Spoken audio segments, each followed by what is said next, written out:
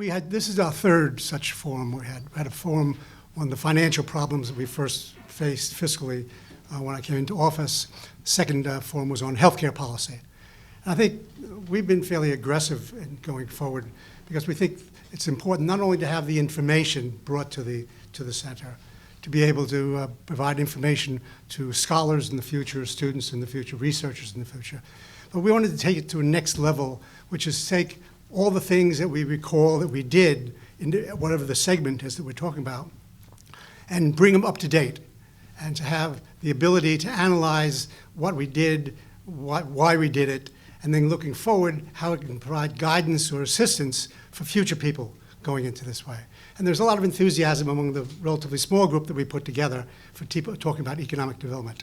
I think that was partially motivated by the fact that we think what we were doing with economic development was somewhat unique. And I think history has played out that it is somewhat unique. All of the subsequent administrations, Democrat and Republican, have taken economic development off in a different direction. Not even be judgmental whether it's good or bad. It's different. I mean, the current administrations over the last number of years have provided for a way of inducing economic development by providing money or tax credits directly to employers, saying that they're going to create jobs in return for which they would get compensation in some form or not. We didn't do that for a number of reasons, but one of the reasons, one of the things we did do was to say we were going to try to provide more funding for economic development through public infrastructure and for public-private infrastructure needs, saying that if we create the model conditions for people, they will come and they will invest in private sector, leveraging money from the public sector into opportunities. You're going to hear about a couple of projects some of you worked on, things like the Performing Arts Center in North Jersey, the Convention Center in Atlantic City, the amphitheater in Camden, things of that sort. My favorite is funding upgrading of sewage treatment plants off the Jersey Shore. You may recall in the 80s, the shore was closed more times than it was open because of the pollution that was rushing through. We upgraded almost to the tune of $1 billion, if I recall. And since that time, the Jersey Shore has been not experiencing hypodermic needles, medical waste, things washed up on the shore. So those are the things that are important. So the projects will be talked about. I have to concede that I have an urban orientation in terms of my whole philosophy of things. So you'll hear a lot about the Atlantic cities, the Camdens and Newarks and things of that sort. The other point I would just touch on is that we had something I think is unique as well. A cadre of people who were very entrepreneurial, notwithstanding the fact of being in the public sector. We had people that were collaborative, people who had a sense of real good morale. I mean, that we were doing something that was important, and it was important to make the bureaucracy of the state government work efficiently. And I think we did that. The system that we put together, largely under Rick's direction, had no inhibitions about calling on people from different agencies to be part of the team, almost a SWAT team that we put together for individual products. And we had a lot of creativity in terms of getting the money. As you may recall, those were not easy times, and we put together money from different pots to be able to fund things that had to be done. So all of those things I think are good: creativity, entrepreneurialism, collaboration. And I think today we'll get a sense of that and be able to pass that on to people who view these videos and use these archives. So thank you all for participating.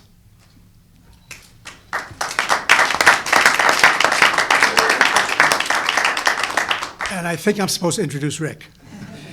Thank you, Governor. Well, for me to look around this table is,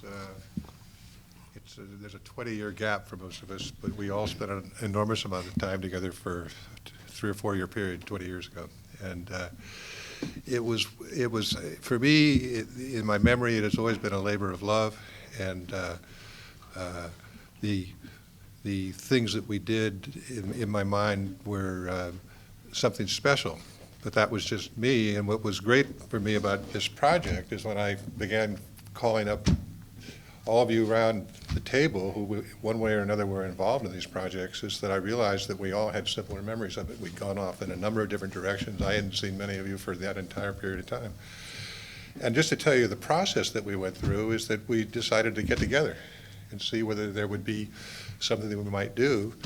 And the get-together, Governor Florio joined us as well, with many of the people at this table, turned into a 3 or 4 hour skull session as we were arguing about various things that we'd done, tried not to do and all. And it reminded me that, that when we began, we knew what the governor wanted to do. We knew what his orientation was. But we didn't know how we were going to do it. And what we decided to do at the beginning was find people who knew something about this. And as you all recall, is that none of us ever talked about politics. I don't know whether any of you are Democrats or Republicans. We only talked about doing projects and tried to figure out ways to do the projects. And while all the turmoil that the governor was having to deal with in other areas was going on, as you remember, we never were allowed to talk about that in our meetings. We would talk about the things that we were working on that most of the state didn't know about, but I think was extremely important at the time, and actually has led to a number of things that can be quantified now, and in the sessions it will be quantified. What we decided to do in the end was to do a couple of case studies where we would focus, even though we were all over the state by the end of the of our term in office. If we focused on 3 different cities, and in this case it's going to be Newark, Camden, and Atlantic City, and then have a 4th session where we can talk about specific projects in other places, we'll be able to understand better how the Florio administration managed these, and more important than that, how Governor Florio allowed us to put together something that was really quite entrepreneurial, and I'm realizing in retrospect quite unique in terms of governing. We were able to then go back to our various files, and I couldn't actually believe it. I was wondering what was going to happen, is that everyone started emailing each other. Everyone's busy still. And we got together again with Governor Florio, and had a very long session, and have now tried to reduce this down to a few examples that will basically show what it was that we did for the state in terms of development for the state, for the people of New Jersey, not for anything other than that. The important starting point, and I'm going to leave this as my sort of parting words at this point, was that we decided at the very beginning to keep many of Governor Kane's economic development people on board, for a simple reason that Governor Kane's treasurer, Feather O'Connor, had been very interested in economic development and had recruited these individuals, who you will meet in the later segments, for their expertise. And right at the beginning, for me, I realized how serious Governor Florio was about this, because there was no political protection for any of these people. There was no reason to keep them other than expertise, and it was simple. Doug Berman, our treasurer at the time, understood well that we were in a difficult situation vis-a-vis the budget, and that if we were going to be able to proceed, we needed to be able to do it within Treasury, and we needed people within Treasury who understood it. And as I look around at you all now, some of you were that group, others came in with the governor as part of his group, and to me, you will always be one of the great teams I was ever able to participate with. So with that, I'd like to turn it over to Cliff Goldman, who was part of the Florio transition team, and to Bob Lurie, who was in the Treasury at the time and who stayed on with us, to describe the situation as it was economically in the state when we came in, and the economic situation that we were dealing with. Okay. Hello. A governance transition team has one purpose, and that is to inform the incoming governor accurately as possible about what he's going to contend with. The transition team, which included Nate Scrivonic and other seasoned expert people, predicted at the time that the governor was facing a $600 million deficit in the current year, That is, when he took office in January, he would have less than a half a year to resolve that problem, which was fairly big in the budget terms at the time.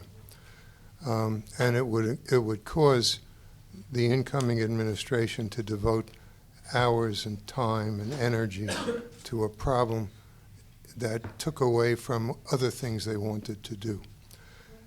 Also, we predicted that the first budget he would have to prepare by March would face a $1.4 billion gap, which meant that as they were solving the immediate problem, they would also have to figure out how to solve a longer-term problem, which would entail budget cuts or tax increases that would hurt the administration politically. And so the accomplishments that you're going to hear about here are all the more impressive given the starting point that was faced. So I was in the public finance office at the time, and for those of you who know that office, it had nothing to do with making the budget.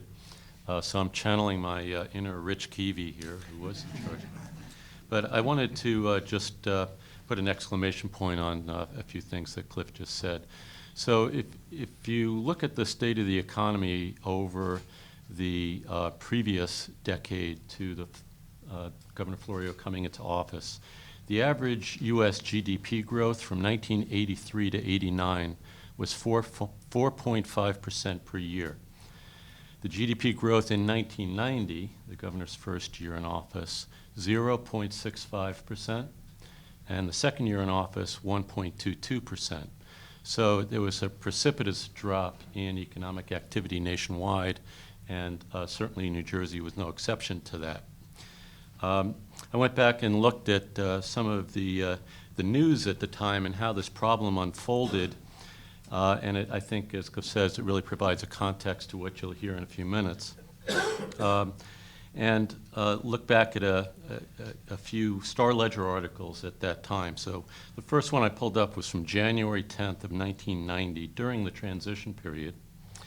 And as Cliff pointed out, there's one line in here that says, Treasury officials quietly told the governor that the surplus in the current 1990 budget is now at $150 million, as tax revenues continue to come in lower than projected.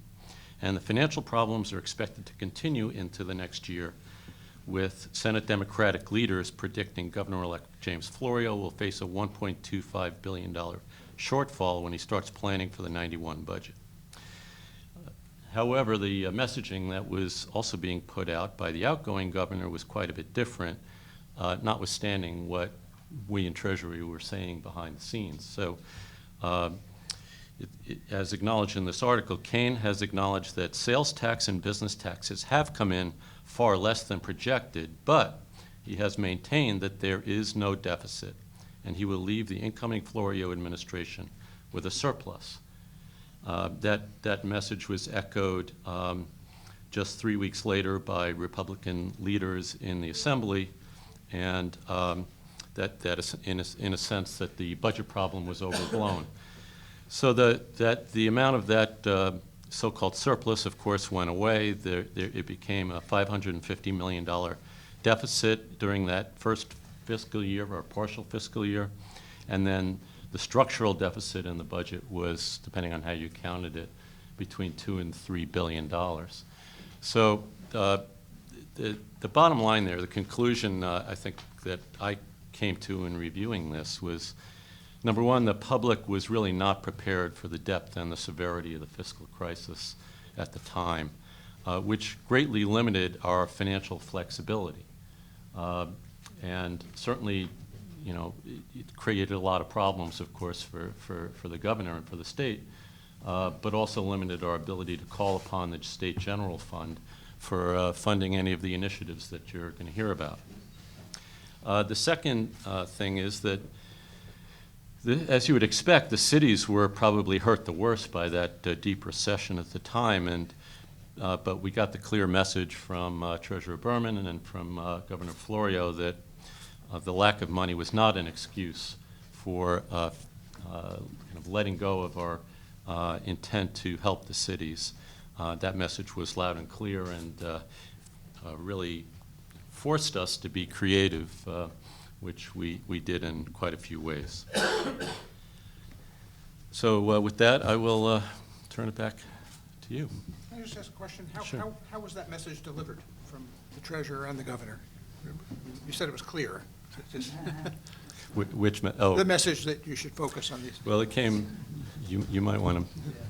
Yeah, it came directly from the governor. The treasurer, Doug Berman, was extremely articulate and forceful in trying to make certain things happen at that point. I should say that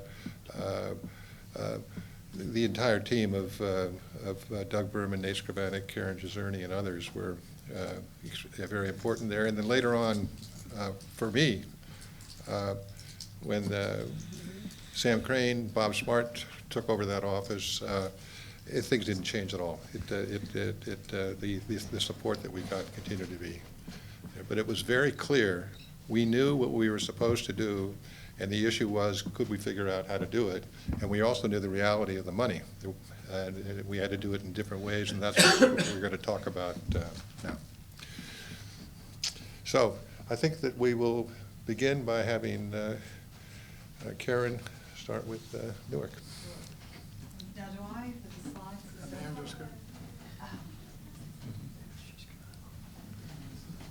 A number of people who are speaking have slides, which will also be on the website when we figure out how to do that. So I was one of the holdovers as well. Thank you, Governor, for ensuring that I kept my job. I was recently married and had my first child, so I was really pleased to also have a job. And what I'm going to talk about with my team on this segment is I'm going to be joined by Betty Renaud and Larry Goldman. And we're going to start off from where Cliff and Bob just left us. Is like, yes, we have a lot of great projects, but we have no money.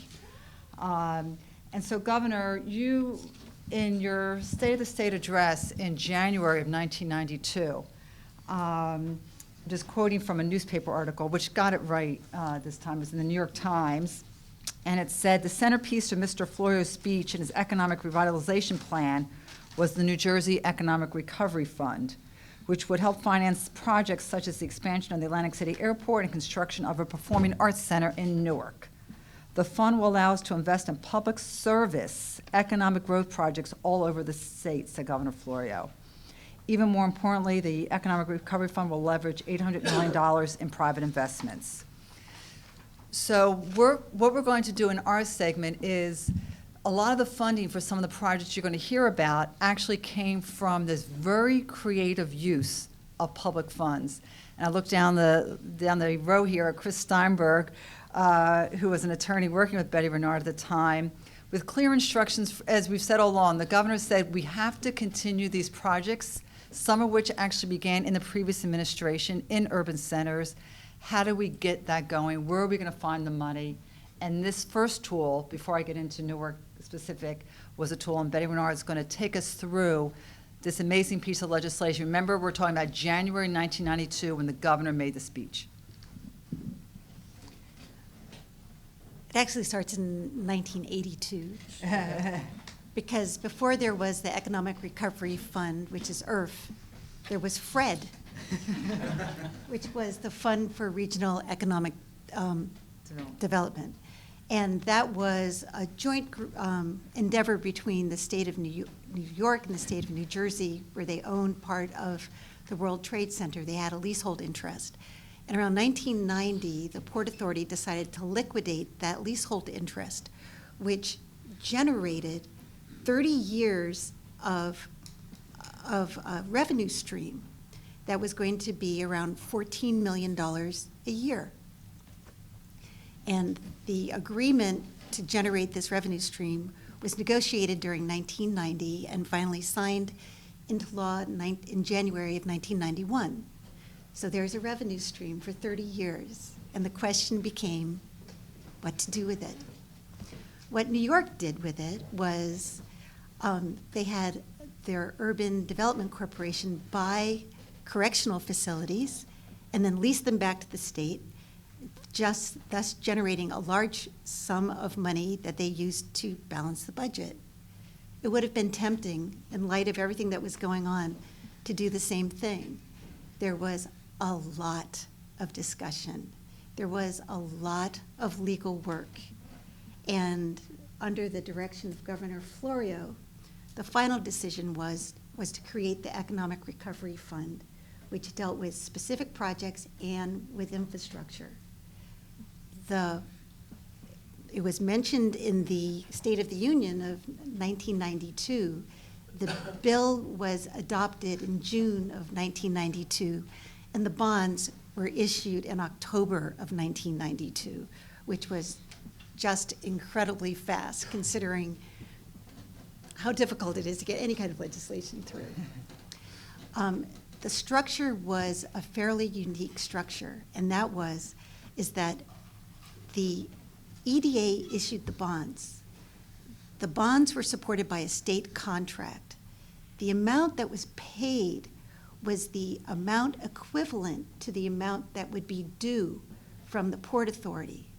But those words, the amount that would be due from the Port Authority, made all the difference, because that meant that it was actually being sold as a state credit, which was a very highly rated state credit at the time, as opposed to the Port Authority credit, which the Port Authority had told us they did not want to have their credit used. The bill then divided the pots of money into 6 major pots of money. And they were dealing with both infrastructure and projects. They had funds for an economic cleanup assistance fund, funds for shore cleanup, funds for cultural, recreational, fine and performing arts projects. And I want to point out that the fine and performing arts projects were a specific addition of the Assembly to make it clear that this money should be used for those kinds of projects. Funds for an economic development infrastructure that would go to airports and roads and transit facilities. And then paragraph A, my favorite paragraph, which dealt with all the different programs that the EDA was going to be able to undertake. And they don't write legislation like this anymore, because each sub-paragraph basically describes a program that the EDA has been running for the last 20 years, because it has the statewide lending pool for small business, which is where the EDA cooperates with other banks and either participates or guarantees bank loans. The business composite bond guarantee, where EDA took up to a 90% guarantee of various businesses in order to get businesses some capital. An export finance program, real estate partnerships like the tech center that you drove by on your way up here, which was a public-private partnership with the AFL-CIO pension fund, statewide composite bond pool to assist municipalities, again, because together you can sell bonds where it might be difficult for the municipalities to be able to go out into the market themselves. Another program establishing local development corporations to stimulate economic development. A venture capital fund where the EDA took an interest in venture capital funds, giving them $2 million if they promise to put $4 million into state projects, into New Jersey, projects located in New Jersey, which is unheard of for a governmental entity to take a position in a venture capital fund. And also a manufacturing retooling program. So through this, the Economic Recovery Fund, we supported both infrastructure and projects. And Caren is going to talk about a couple of those projects. Thanks, Betty. And I think it all gets back to where the governor began this as well, because it was really setting the stage for the utilization of public funds to fund primarily public infrastructure to make a difference in communities. And I'm just going to briefly go through these 6 buckets. The first bucket, this Economic Growth Fund for Business. Again, these are programs 22 years later that are still the core programs at EDA. It really is amazing of the creativity back then. And again, that was all focused on, again, not lending directly to businesses or not giving businesses grants. This was all about working. Banks at the time, remember how high interest rates were? I mean, forget Cliff or Bob, but the private interest rate market was crazy, higher than ever. And this was a way, and small businesses couldn't go to banks and borrow money.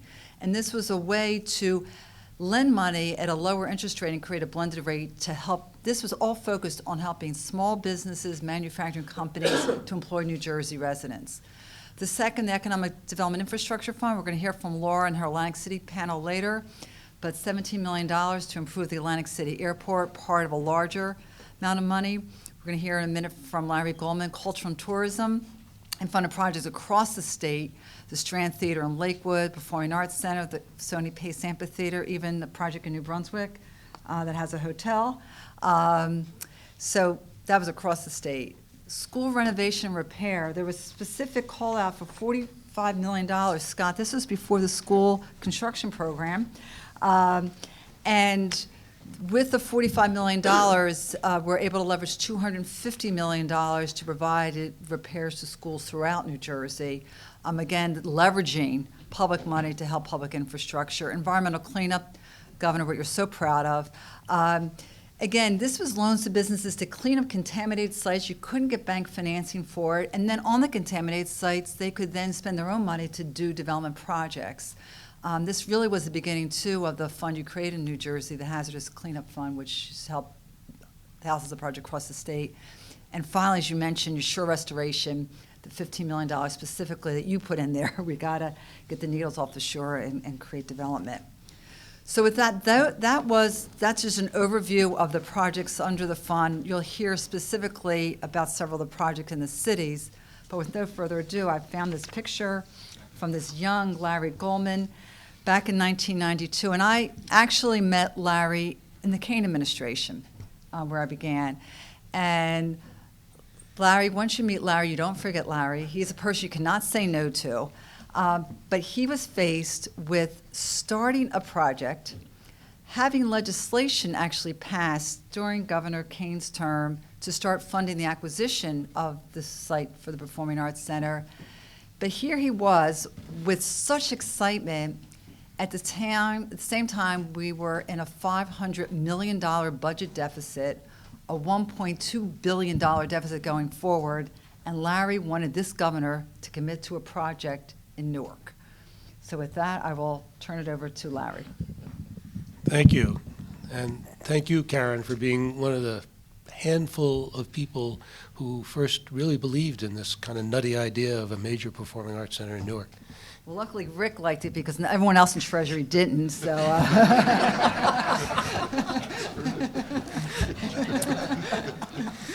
like Larry.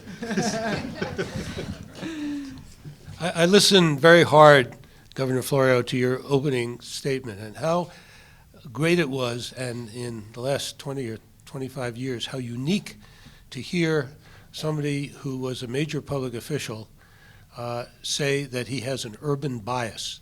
We don't hear that very much anymore. There used to be something in this country called urban policy. Nobody talks about that, and very refreshing to hear you talk about it. We were faced with a real challenge when the Florio administration came into power. During the campaign, we had approached Jim Courter, Governor Florio's opponent, and said, how do you feel about this art center in Newark? And before we could barely get the sentence out, he said, I support it.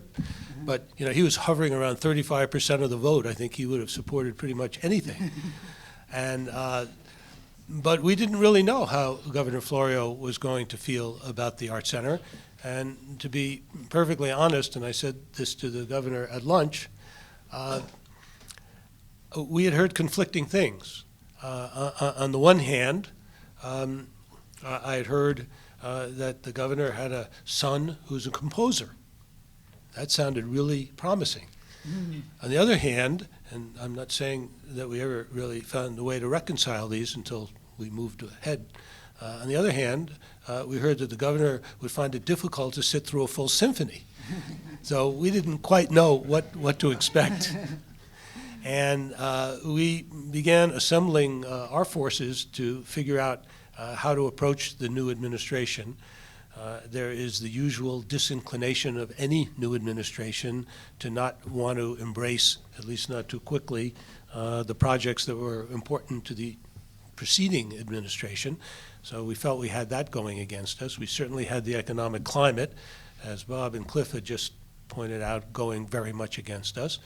And we really needed some help because we were very much positioning the Performing Arts Center as a public-private partnership.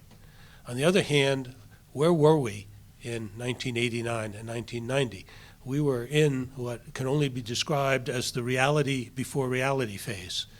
We saw our function as creating something that people could relate to, that they could believe in, and that was inexorable.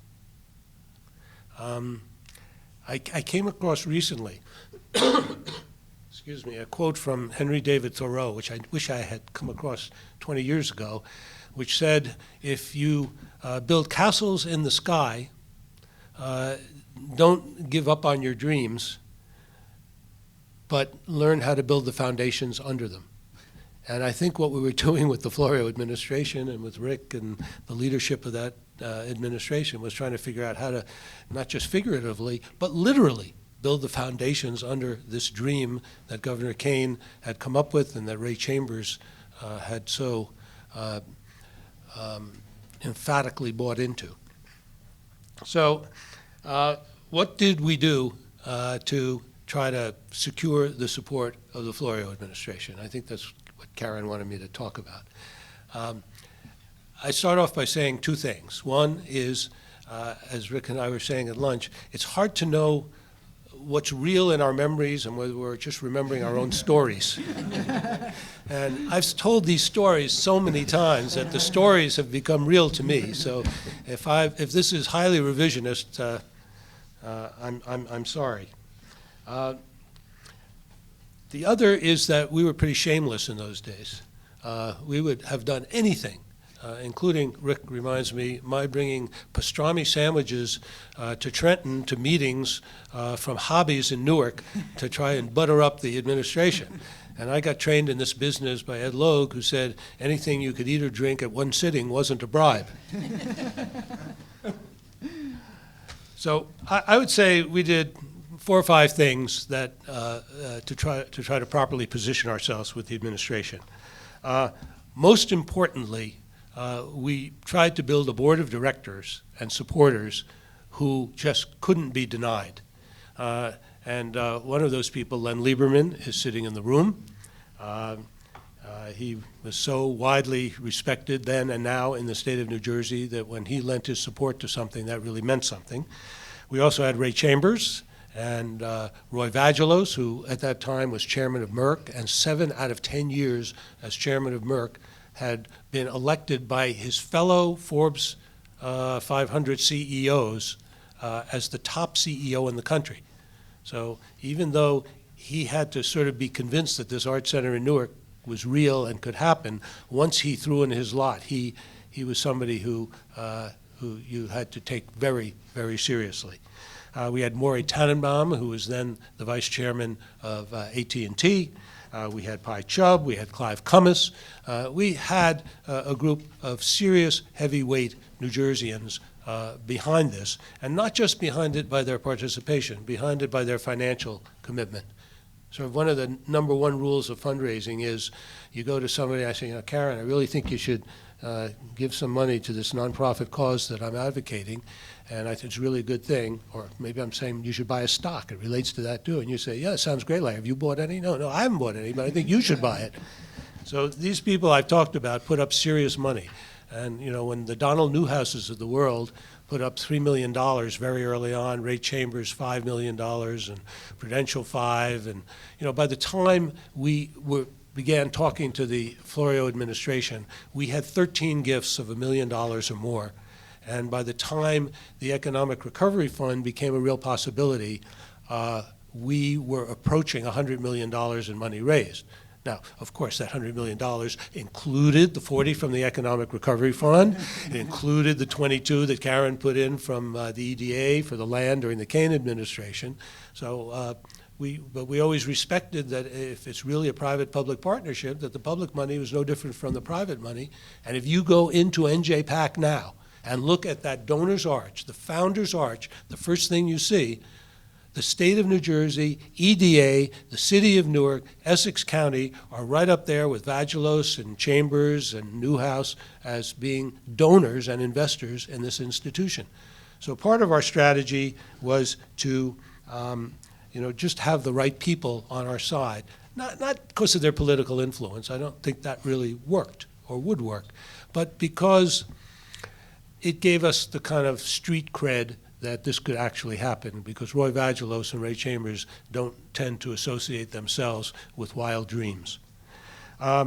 Secondly, as I said, we accumulated a lot of private gifts that gave us some credibility to say that this administration was not going to be out there all alone with its money. Thirdly, and I think this was really important, we emphasized quality, and we emphasized a meritocracy in selecting our consultants and designers and so forth. We literally had the best people in the country. We had Skidmore, Owings & Merrill. Marilyn Taylor did the master plan with James Polshek. Marilyn is now dean of the Penn School of Design. She was the first female chair of Skidmore. Polshek was dean of the Columbia School of Planning and Architecture. We chose one of the best architects in the country. We chose the top acoustician in the world, Russell Johnson, to design our acoustics, and so on and so forth. And I mean, I think some of you would not be surprised to hear that there were some pressures on us to kind of shop locally. And to be candid, we resisted those pressures. On a kind of a, you don't want to restrict trade. You don't want New Jersey architects to be restricted from working in New York. Why shouldn't we consider California architects to work in New Jersey? And then we also created something called the sentence. And that was really important.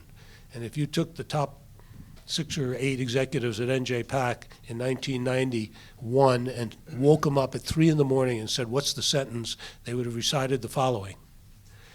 Any bidder or proposer, if it was an RFP, who seeks to influence the Art Center's decision-making process by contacting a public official, elected or appointed, will be disqualified from consideration. And that was in big, bold letters on the cover of every solicitation we ever put out. And there was some resistance at first, but I will tell you, eventually I got a call from the mayor of Newark, Sharp James at the time, and I want to talk a bit about him as well, saying, I hated this at first, but now I see you've done me a favor, because everyone who calls and wants work at the Art Center now, I can say, I'd love to help you, but if I try to help you, it'll disqualify you. And it actually worked, and it was a really, really good thing. And I think maybe later the Sports Authority borrowed that from us, which we were happy to lend that out.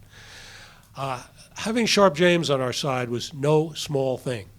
I know many of you must have read Bob Kervin's recent and really excellent book, best thing ever written about Newark, about the last 60 or 70 years of political history in Newark. And I think Bob spoke in this room recently, John.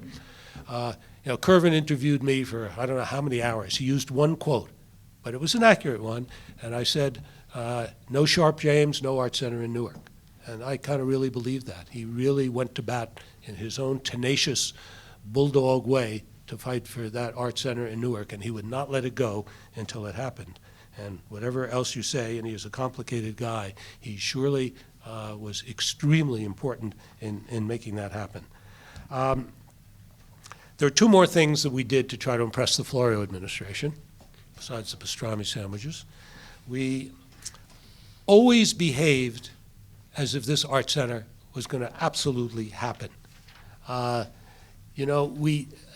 We never posed it as a risk. We posed it as this is going to go. It's going to be important to Newark and to the state. And, you know, when we passed through the courtship period with the Florio administration and, you know, kind of moved in together, the state joined us in this and really made it seem like this had a momentum that couldn't be stopped. And that was hugely important. And then we all, as a group, began behaving that way, and one fed the other.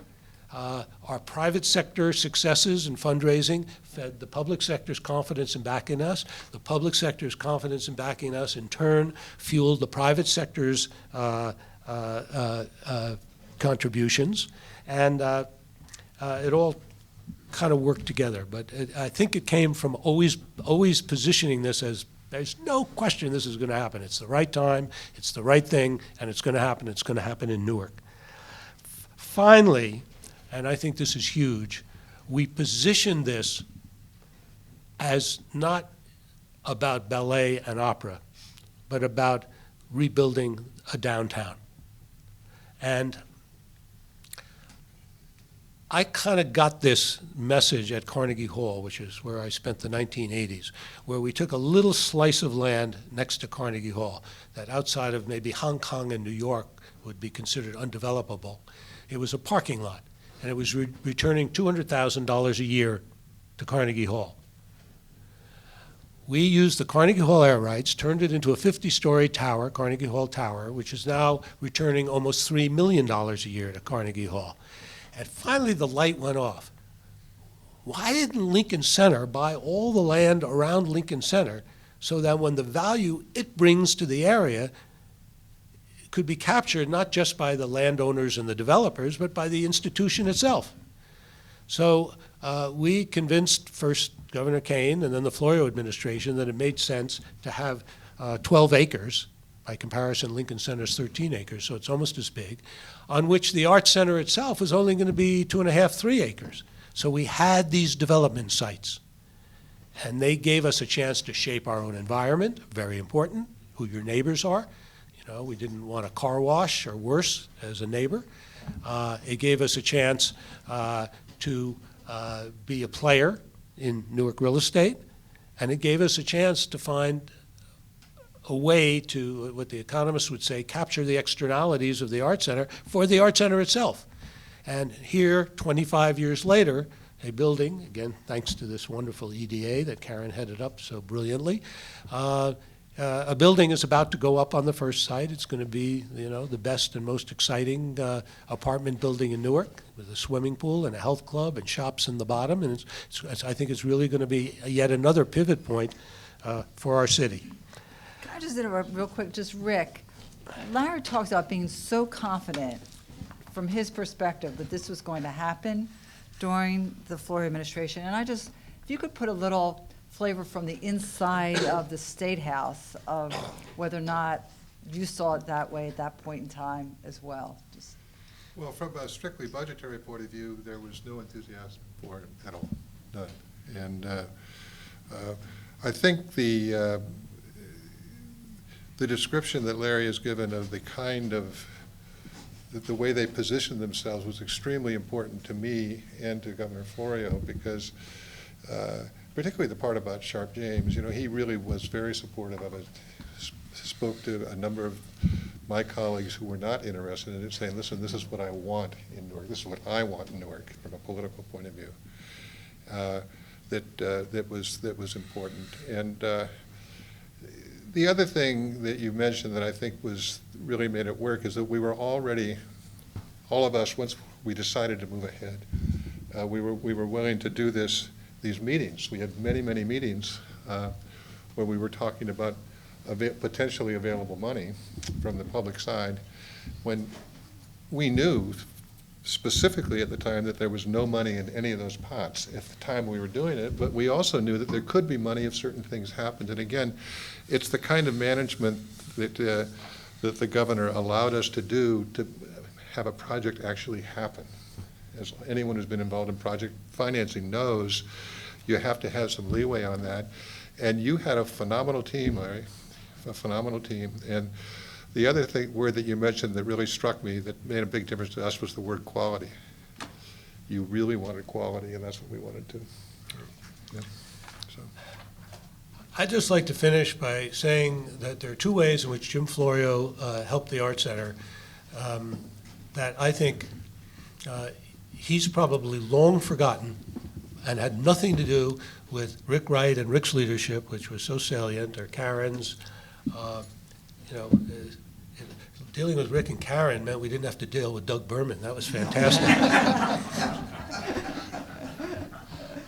I have to, wait a minute.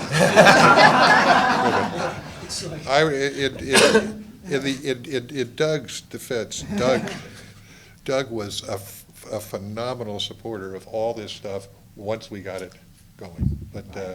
Once we got it going, but he had other concerns that I didn't have to worry about, and I was able to take that very positive side. Doug's a really good guy. I have no hard feelings that I'm holding. I'm just glad you were in the picture. Two things that I think you did, Jim. I'd be interested to know if you remember these. One is that you and Lucinda, along with Roy and Diana Vagelos, hosted an evening at Drumthwacket. We had 22 people show up. We had Roberta Peters sing arias from Mozart. And most importantly, well, when I got there, 22 people doesn't sound like a lot, but boy, were they the right people. And the first person I ran into in the evening was somebody named Douglas Bushnell. Anybody remember who he is? At the time, he was married to Betty Wall Johnson. He has since passed away. And he walked up to me and said, do you work here? And I said, well, yeah, I'm part of the event. He said, well, I see a lot of wine, but where do I get a real drink? And I said, oh boy, we're in trouble. But at that meeting, at that reception at Drumthwacket that evening, we met Douglas's wife, Betty Johnson. Betty became a friend of the Art Center and wound up over time giving almost $15 million to the Art Center. If I can just tell one side story, I went to see her in Hopewell during our second campaign for the endowment, and we had lunch and we talked. I picked up the bill for lunch. It was $6 at the little cafe in Hopewell. And we went back. She said, Larry, let's sit at the kitchen table. That's where Americans do business, at the kitchen table. And she said, so tell me about this campaign. I said, well, I opened the book and I said, here are the categories. She said, what's the hardest thing to raise money for? I said, you know, Betty, nobody wants to give money to the maintenance of the building. You know, it's just so boring. She said, well, that's exactly what I want to give money to. How much is that category? Now, I'd been on an assignment to see if I could get $1 million. We looked down and I said, well, it's $10 million. She said, well, that's exactly what I want to give. So, I mean, you introduced us to her, Jim, and that was one. The other wasn't as big in dollars, but it was still pretty big at the time. Larry, Happened. I was at an event about a month ago with Betty Wall Johnson. So I just correct that statement you made, Did you correct that? that she died. Her husband died. Her husband died. Her husband died. The second was, and Jim, this was reported to me, and I never really checked the fact with you, but at a football game in the Meadowlands, you got Leon Hess to make $1 million commitment to the Art Center. That's right. Yeah. So. I remember that game. The game was between the Eagles and the Giants.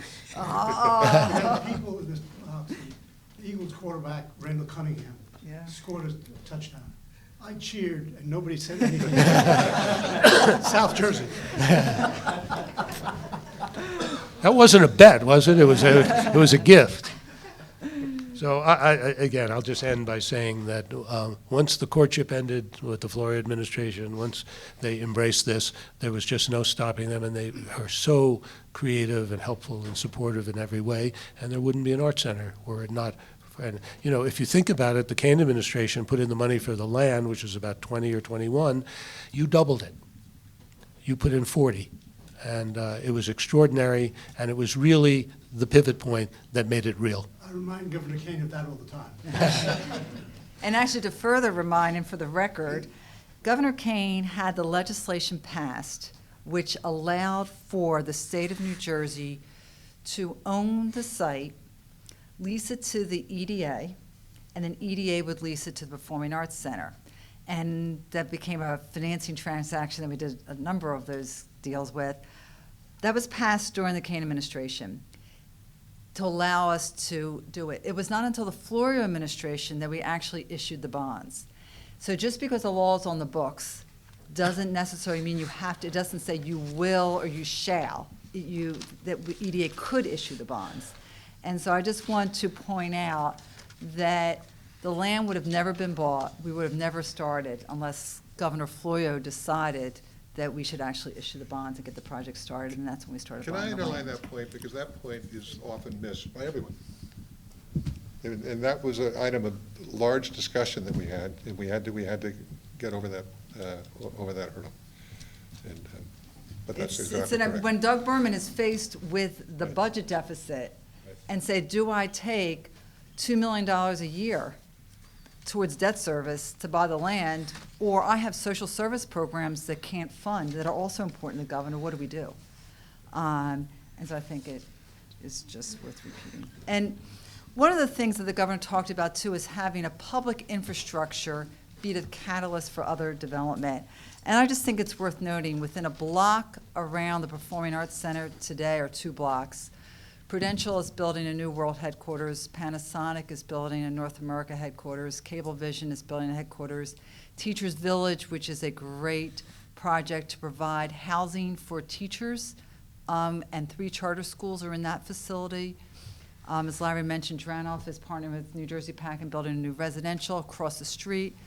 And the best project out of all these is the renovation of Military Park as well. So I think what's important is, if we think about vacant, the uses it was at the site at the time, 22 years ago, was housing for basically really bad housing that was uninhabitable housing. And what we have around there today is... Karen,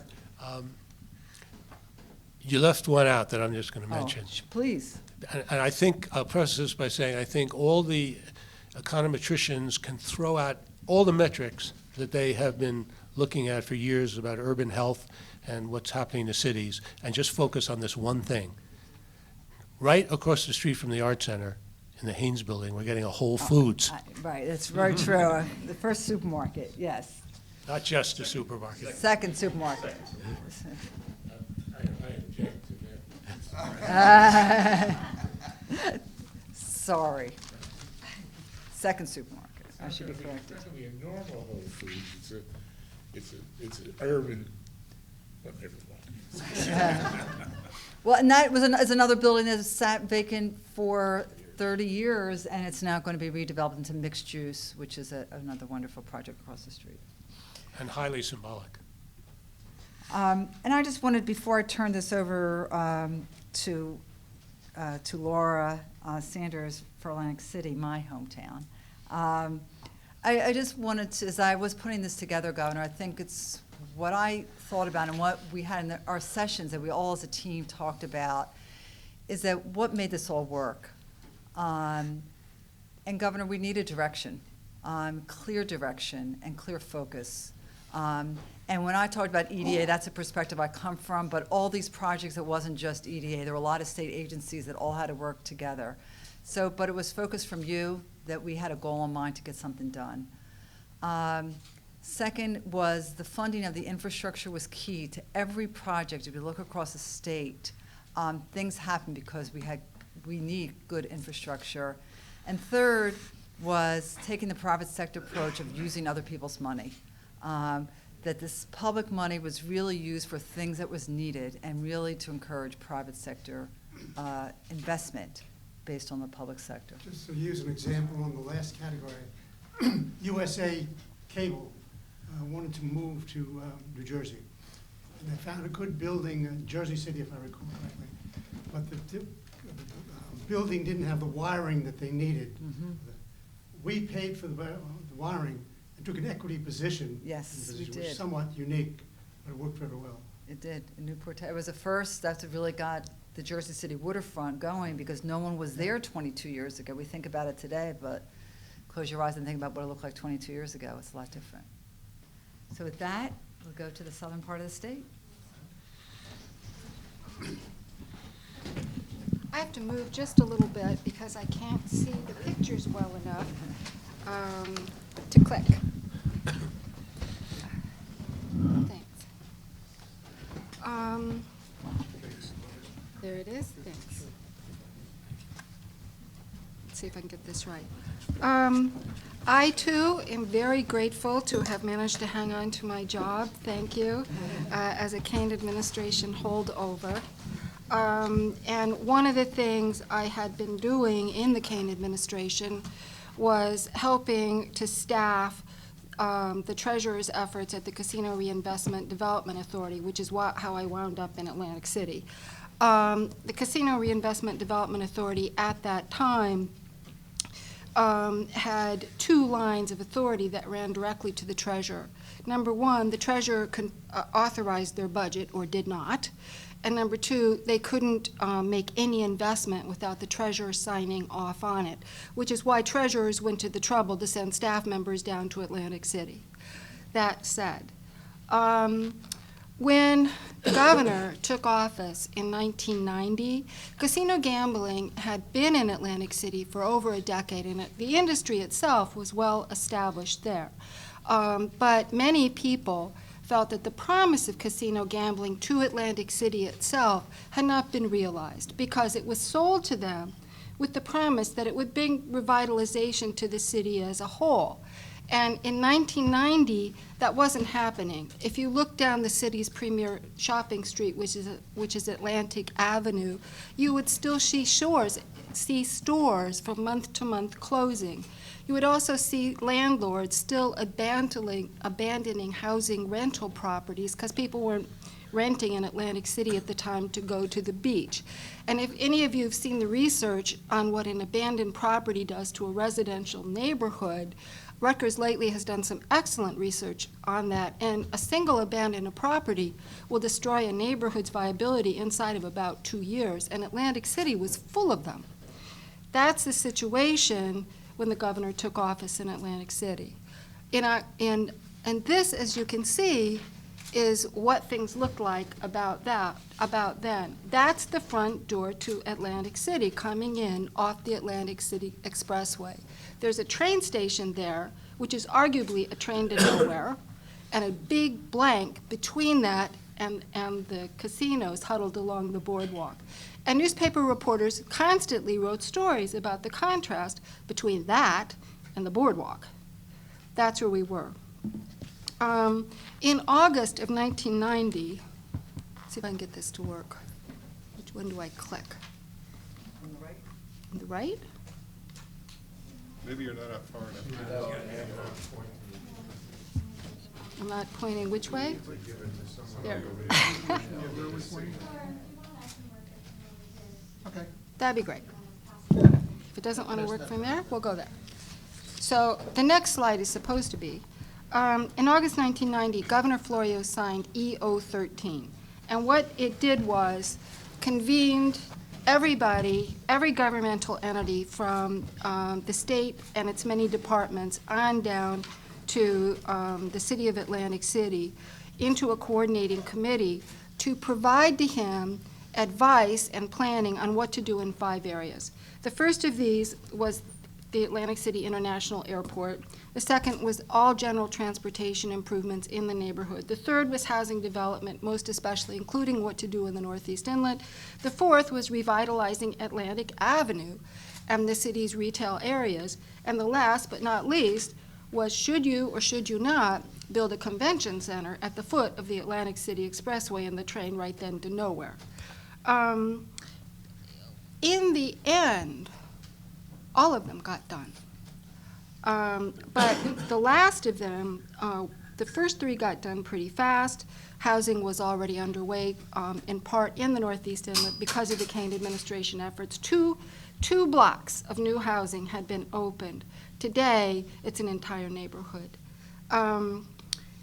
But the governor was faced with the decision on whether to do a convention center or not. And by October of 91, Treasurer Berman and George Zoffinger, the Commerce Commissioner, along with Sam Crane, who was then the deputy chief of staff but later would become the treasurer, had reached a point where they were comfortable saying to the governor that they thought they understood the situation on the ground in Atlantic City and were prepared to make a recommendation. Bob, want to talk about that? Sure. So I think there was, so what happened at that time in October of '91 is that, as Laura says, the people that she named made a recommendation, and part of the recommendation I thought was one particular insight about the project itself, which is that it was really not a convention center project. It was actually one bigger project that consisted of the convention center, the hotel, and the corridor necessary to connect the convention center and the hotel to the boardwalk. And that needed to be viewed as one roughly $600 million project as opposed to just the convention center alone, which was a couple of $100 million. And the idea was that of that $600 million, to get as much as possible of it from the private sector, making investments particularly in that corridor to generate some retail traffic and pull people away from the casinos. But there were a number of problems in trying to get that larger project done, not the least of which was that there wasn't nearly enough money to do that. There was just a luxury tax, which had been partially bonded against already to essentially do site acquisition and development that was done by the Atlantic County Improvement Authority, excuse me. And there was no money set aside for operating expenses of the convention center, and certainly not enough money that had been identified to pay for the balance of the capital needs of the facility. There also was really nobody in charge there in Atlantic City to put together a whole financial plan and that could actually then deliver that financial plan. So it really fell to the administration and Governor Florio and his team to pull that together, that management team together, and to push that financial plan through. The recommendation that was made at the time was kind of a classic in the types of good public finance plans that at least I've experienced over the years, which is one of sharing the pain. And essentially what that meant was that there was a contribution from the state to really kind of get this thing kick-started, similar to what you heard about in Newark. There's contribution from Atlantic City and the county and also from the casinos. So everybody was asked to contribute to the plan. Another thing that was important to that plan was the recognition that similar to what Larry talked about in Newark, where there was economic activity that was going to be created, we hoped, and that the value of that incremental economic activity needed to somehow be captured for the benefit of the project. That was what we were trying to do in Atlantic City also. So the luxury tax was a highly variable source of money, depending on casino activity and visitors and so forth. So we could not really use that money as security for bonding. So we decided that we were going to essentially target that money to be used for operating expenses of the center, and left a good cushion in case that that money turned out to decline. And then we recommended having the Sports and Exposition Authority expand its mission to South Jersey and to take over the Atlantic City construction project using funds that would be essentially contributed by the state through a contract that was put in place to pay the debt service on bonds issued by the Sports Authority. And another very important thing that bill did was provide for really some supervision and some expertise and management for the project, for the financial plan, and for the execution there to cut through local politics and other concerns so that there was really a professional and, again, a high-quality approach taken to building that project.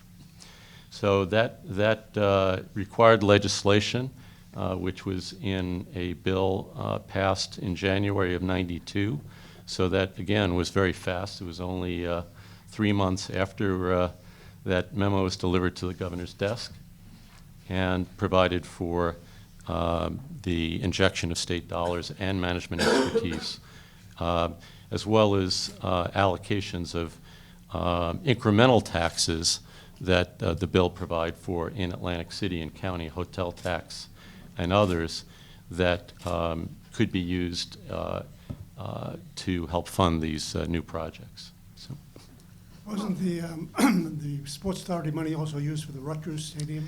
Yes, so there were a variety, and maybe others can speak to this better than I, but there were other projects in that bill, the Rutgers Stadium, the football stadium, as well as lacrosse and soccer facilities for Rutgers.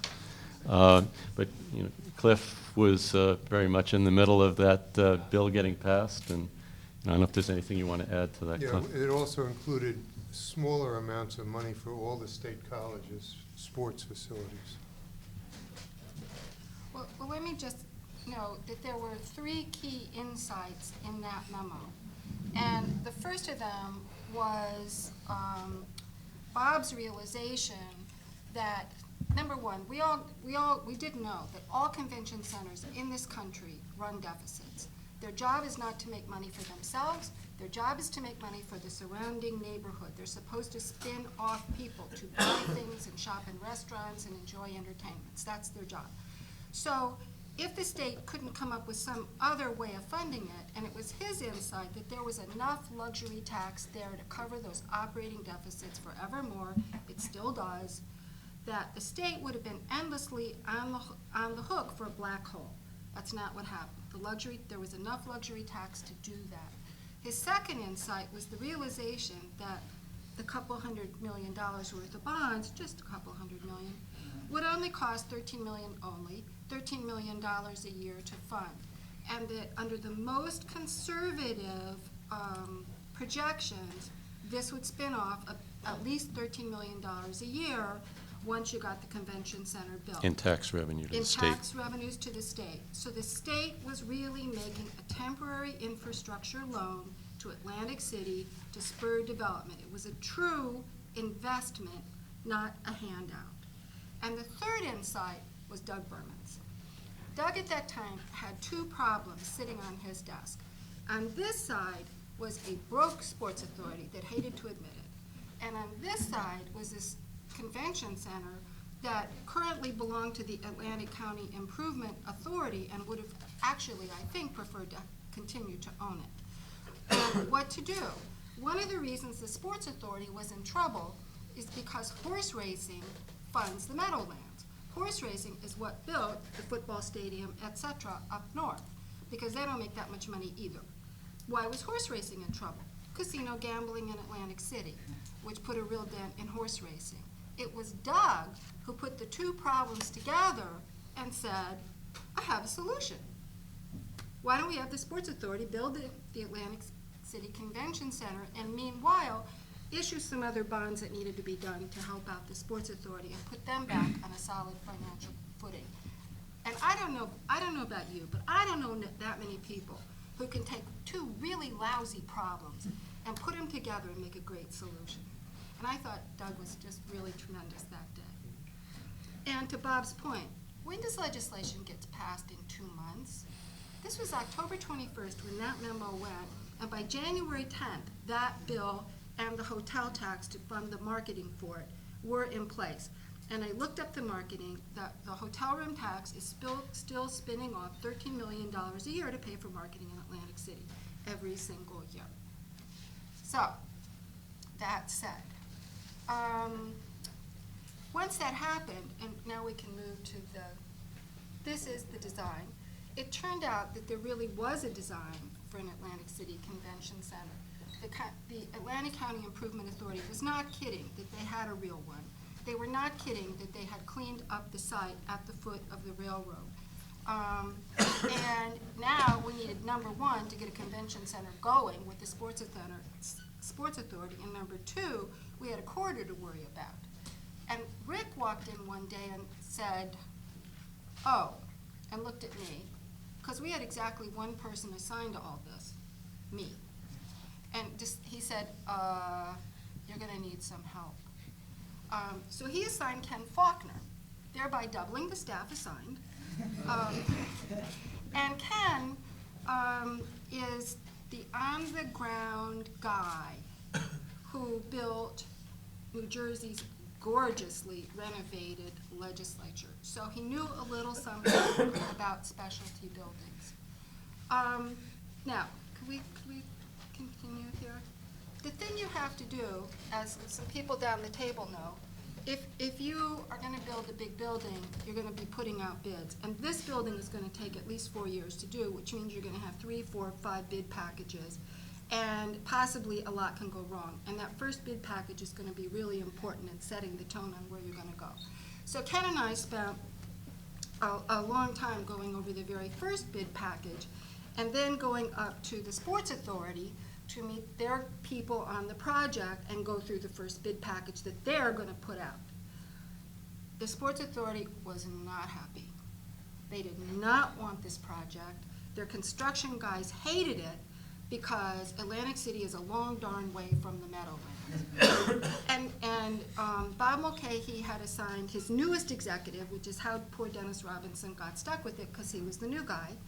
And here we come, and they're not happy to see us either because they figure, oh good, here comes the interference. So the first meeting, needless to say, was a little bumpy. But things were going along as we went through the bid line by line by line until we got to the point at which we got to the change order language. Ken and I had spent a long time on the change order language because when something goes wrong in a project, it's the change order language that's going to govern what happens. And in a project that goes on for 4 years, stuff is going to happen. Sometimes big rocks get found in Trenton where they weren't supposed to be and have to get drilled out for years. Or at least, how many months was that? And you need some flexibility and some control when that happens. We get to the change order language, and otherwise reasonably civil conversation starts to turn into zoom, zoom, zoom, zoom, zoom, zoom, zoom.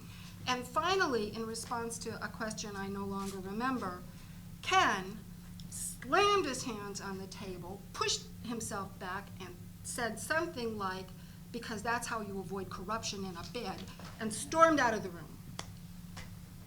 There's this big silence. And Dennis looks at one guy who goes, the other guy goes, Dennis said, well, all right, that's the language. Let's move on. And I had to go get Ken, who was at that moment really upset because his personal credo is that officers and gentlemen, of which he is, they do not slam tables and they don't storm out of rooms, and he wasn't sure who he was madder at, himself for doing it or them for provoking him into it. It took me 5 minutes to convince him he'd won, and I am absolutely positive that that is the day that Dennis Robinson decided to hire Ken Faulkner to build the convention center, which he did. Ken? Thank you, Lauren. Larry said something to me earlier in terms of performing arts centers, that you hear these stories so many times that they take on the element of truth. Because I really don't remember that. Honestly, I mean, it's out of character for me to do that. Right, Caren? It's out of character. It's not like me to do that. But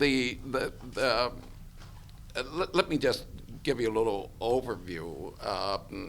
This is so ironic because I had been in state government for a long time before the Florio administration came in. In fact, I came in under Cliff's time very early on, some time ago, when I became assistant to the director of the building construction under Cliff.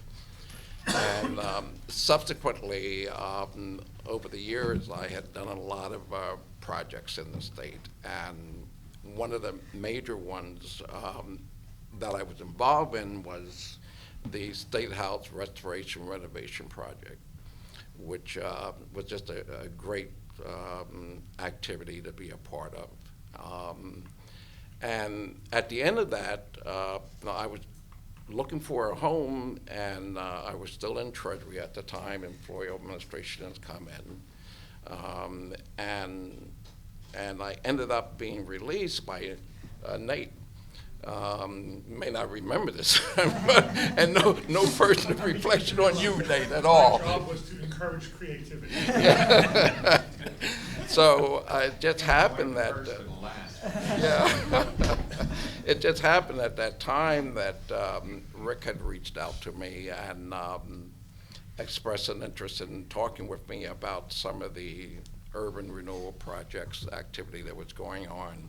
And again, I was blessed to become part of a nucleus of his shop under the governor. And being an urban person myself, it was just great to be working for a governor who had such a fixed focus on dealing with urban activity. So it turned out to be good. So over the years, I became working with Laura, we took on Atlantic City, and I think the first year that we started this, I put more than 100,000 miles on my car. Not a state car, my car, you know. And between running back and forth to Atlantic City as well as the Meadowlands, when I really recruited by Dennis, after the story Laura just told you, to come up and become Director of Special Projects for the Sports and Expedition Authority. And having had some previous knowledge, because going back to Cliff days with Brendan Byrne, I was one of 5 people who were dispatched to Atlantic City after the first referendums failed for the purpose of assessing the local landscape in terms of supporting the second referendum. And specifically, I had 2 areas, one with the labor unions, the building trades in Atlantic City, and the other one with the minority community in Atlantic City. And as a result of that, I sort of had a knowledge and understanding of what the community was expecting as a result of the casino legislation and how the community was going to benefit. So when I had the assignment from Rick and Laura to take on the convention center, it was always in my focus about the urban renewal, economic revitalization of Atlantic City. So when we finally worked through, the heavy lifting was already done by everyone who's already spoken. The financing was in place, you know. The legislation had been passed, and the governor has given the okay to proceed. And as Laura often refers to it, we got the green light to go. So we started this discussion about we were catching up. There was a number of things that had already started dealing with this convention center. And we were catching up with those, but now you shifted to the New Jersey Sports and Expedition Authority. And this was before I joined them, actually. And we knew that there were, one of the challenge when you deal with multiple government agencies across dictional lines of one sort or another, is to get everybody on the same page. And fortunately, that the Atlantic City County Improvement Authority had hired an outstanding architectural firm, Wallace, Robert, and Todd, out of Philadelphia, who was just a tremendous, and they had done a great job in the pre-design phase of the work. And we were looking at a building, but there were some principles put in place. One, that the convention center had to be the state-of-the-art facility. Most convention centers in the nations are ones that have a pretty front of some sort and a corrugated steel, you know, back end. I mean, there's nothing to it. But the Atlantic City Convention Center from get-go was never objective of that kind. They wanted the best. They wanted to raise the bar. And the facility in Atlantic City really had won many honors for both its design and its service, including the world's best convention center based on facilities, infrastructure, management, and dedication. It is a tremendous facility, the best from from Atlanta all the way up to Boston. It also was designed to handle the largest conventions as well as the smallest. Therefore, it has 5 exposition halls, which has a total square footage of over 500,000. That's 6 football fields long and 2 football fields wide. It works from 29 enclosed loading docks where tractor trailers can drive up and into the building in any kind of weather. It has 45 meeting rooms and all of that. The convention center has state-of-the-art voice data and telecommunication, the best in the nation. It surpasses almost anything else around. It raised the bar. Everybody else started responding to what happened in Atlantic City. It directly connected, as Lord pointed out, to the rail center, to the bus depot, which had to be relocated, to the corridor, which was, under that development. It's connected to the hotel, the headquarters hotel, through a pedestrian bridge. So it was really very well thought out. But to make it happen, what I call the ground game, getting it built on time and on budget, that had to happen. I mean, we had bookings already for 1997 and May of 1997 after it was built. So part of the challenge of that is getting all of these various people to work together, to be on the same page, to maintain discipline about the schedule and the budget.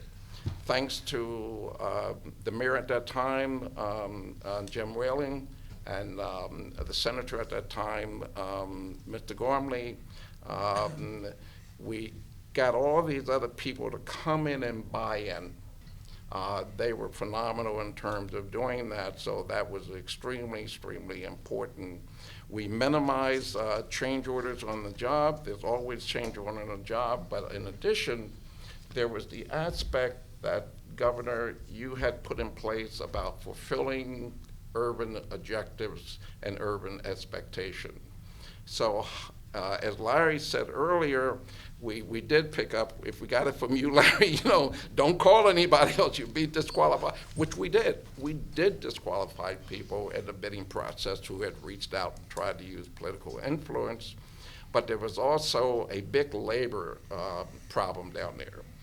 The building trades in Atlantic City in that era had a tremendous crime component.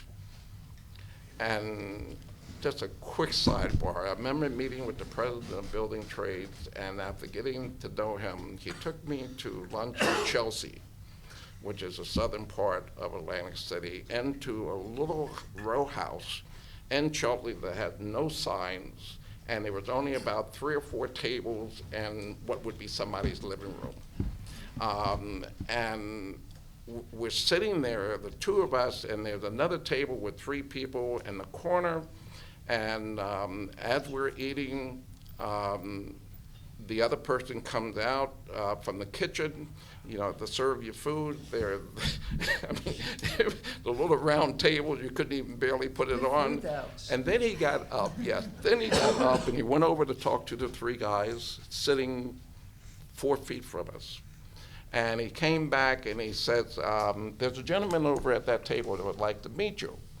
I guess I had taken on some kind of notoriety being a state representative in the city over the months that I had been down there. And I said, okay, my job is to meet everybody. So I got up, and the other 2 people sitting with him left.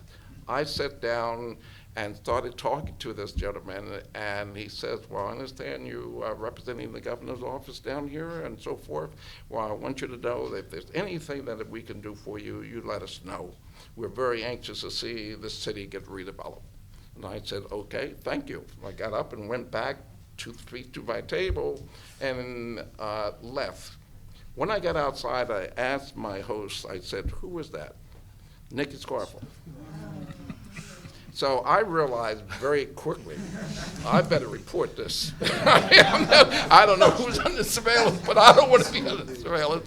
And sure enough, I had a relationship with the criminal division and the attorney general's office, and I let them know that I had this dinner. But, and of course, subsequently, he was banned. He had a rebar company that he was involved with, and that was what it's about. But Governor, we, under Bob McKay, Dennis Robson leadership, under the Atlantic County Improvement Authority, working with Creeder, and of course, the nucleus of your urban team, we were able to accomplish that job. We had 115 direct companies, different construction companies on the job, and 1,755 workers. 80% of them which came out of Atlantic City and southern New Jersey region on that project. So that's the point that I wanted to make. Thank you. Can you click the thing? The other, and keep going. There's the convention center as it got built, as it exists today. The challenge was to connect that convention center, get the hotel built in time to open with the convention center, and then fill in the corridor and the linkage in that 4-year period that we had once that thing went into construction. And it went in very fast, which was a good thing for building momentum because people could see this is really going to happen. It's a big help. The problem was, could you click again, that this is the funding source that we had to use it, very briefly. This is the Casino Reinvestment Development Authority statute. And this is casino obligation money as it is still today in Atlantic City. And as you will see, it's geographically laid out by year. It starts with 3 years at 100% of the money going into Atlantic City for housing. And then it slowly fans out, a piece for South Jersey and a piece for North Jersey. The statute itself also says inside of it that eventually 50% of the money for Atlantic City is designated for housing. It never actually says that you're authorized to spend the other 50% on anything else in Atlantic City, but it does say that for South Jersey and North Jersey, you are authorized to spend it on urban redevelopment projects. So one can infer, if one wishes, which we did, that meant that the minute we got past the 75% and 50% allocation, the other 50% was available to do economic development projects in Atlantic City, and we were the first people to do that. But the problem even then, once you've made those sorts of decisions, is it isn't real money. It's casino obligation. You want to talk about it? It's just funny money. And you also had to apply for it and have it approved. It didn't really belong to the state. Right, and it had to be part of the whole package in order to have leverage to get those approvals. But essentially, the funny money that Laura's talking about is the fact that the CRDA obligations from the casinos were really in the form of obligations over time for the casinos to purchase bonds, i.e. to make loans to various projects and entities that the CRDA might authorize. And what we needed to do is not make loans because the projects we were talking about had no revenue source or income source. We had to make grants. We had to actually build stuff with it that may or may not provide a return directly. So what we had to do was essentially trade those promised bond investments or loans for grants. And as you can imagine, the casinos were none too happy about that. I remember going to talk to some of them, and one thing I found that we had in our favor is that the legislation, the CRDA legislation, actually specifies that those bonds must have a minimum rating of B. And for anybody who knows the bond markets, B is a junk bond rating. It's almost as low as you can get. You can get to C. So I asked the casinos, what are these bonds worth to you? I mean, how are you recording them on your books? What's the value? And every one of them pretty much said, we record them at 0. We don't expect to ever get repaid for these loans because they're essentially junk quality, and we have to be conservative on our books. So at least we knew that we weren't actually going to force them to take a write-down for these loans being now converted to grants. And we were able to then negotiate a reasonable trade of credits, essentially grants for these loan obligations. And then we were able to take the grants and put it into the larger project. You may point out also that the grants were self-serving in most cases. They were very willing to provide grants when it was in the vicinity of their facility. That's right. So don't come over here and ask them to do something over here when they're located downstream. That was a big issue. And so one way to address that issue was that how much credit you got for your grant got lower and lower and lower the closer you were to your facility and the more it benefited your facility. So when it came to widening Delaware Avenue that just happens to lead directly to Showboat, that was dollar for dollar. And the benefit of it actually was that it decongested bad traffic on Atlantic Avenue by opening a new way to get down to that end of the boardwalk. It also cleaned up the street in that neighborhood, which was starting to wobble as well. And once it was open, the neighborhood strengthened. But having said that, we keep moving? Thank you. This is the plan that the Casino Reinvestment Development Authority came up with through the Rouse Corporation for doing the court. You can see the convention center is on the bottom, the train station is on the very bottom, the convention center is next to it, and that big sort of vacant spot in the middle is filled in by retail on the left and on the right. Next slide, please.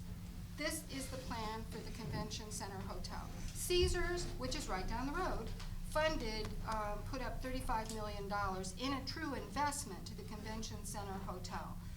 DoubleTree put in an equity position. There's a first mortgage of, I think, $40 million, and the CRDA has a $10 million second note behind it. That opened on time. You can click again. Keep going. We're going the wrong way. There we go. Whoops.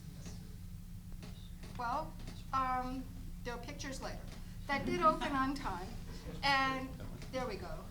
That's the Convention Center Hotel. It got sold eventually to Sheridan, but it is still there and it is still successful. The next slide is this is from the opening of the Atlantic City Convention Center, and it is about connecting up everything that was done by 1987.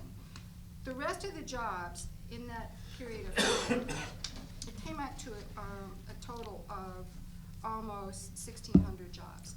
Now, what I left out was that in 1993, in July of 1993, the governor signed a piece of legislation that was actually capable of funding the corridor as a whole. And what they did was created a parking tax of $2 for parking in a casino facility. The casino got 50 cents. The CRDA got $1.50. The whole point of it was to build enough rooms in Atlantic City to support that convention center. And what it did was, and it's up there on the chart, it doubled the number of hotel rooms in Atlantic City in a 4-year period. 8,000 hotel rooms were added in that time period, and that added 2,000 permanent jobs to the economy of Atlantic City. Keep going, please. And this is actually what it looks like today. Down by Caesars, you can see, we didn't wind up with water. There's a lighthouse down there instead of water. But all of the retail has been fully built out on the left-hand side, and they have started the right-hand side. And you can just flip through the pictures for me. Do you mind if I jump in here for Sure. 1 second? Laura's a bit modest in terms of, there's a description there of the Rouse Corporation rendering of the walk from the boardwalk out. And I do recall this meeting where Rick, and this is in terms of creativity of this group, Rick and Laura were in a hotel room planning things down there, and I was asked to come along. And there was a big map on the table, and both of them are drawing with their markers. What we really need to do is take the boardwalk and bring it out all the way from the ocean so that it meets where the convention center is. Well, you see the CRDA took that idea and retained consultants, and they took that concept, and what you have today is probably one of the largest grossing retail establishments in the country. I should note that the Cordish Corporation, which actually did the original three phases of what is now known as the Walk, they were able to sell out last year to Steve Tanger, who put some of his own money into reinvesting in Atlantic City, and he's taking on the next round of the project. I am advised that the Nike store and the Coach store together did more than $65 million worth of business last year, just those two stores, in a year in which the casinos weren't doing that hot. So it means that there genuinely is now a retail base in Atlantic City with entertainment to work with. This is just pictures of what it looks like today. It doesn't look like nothing anymore. And this is Creda's new parking garage, which they call it the Wave, to anchor what they're now calling their arts district that they are trying to build there. Now, I noticed in looking at old things that in 1993, Mayor Whalen convened a team to talk about a special improvement district in Atlantic City, and lo and behold, last year they created one. So, thank you. Yeah, I would add a couple of things in terms of Atlantic City. First of all, the help that we got from Senator Gormley and Mayor Whalen was indispensable. As you know, Governor, they really gave us a good deal of assistance.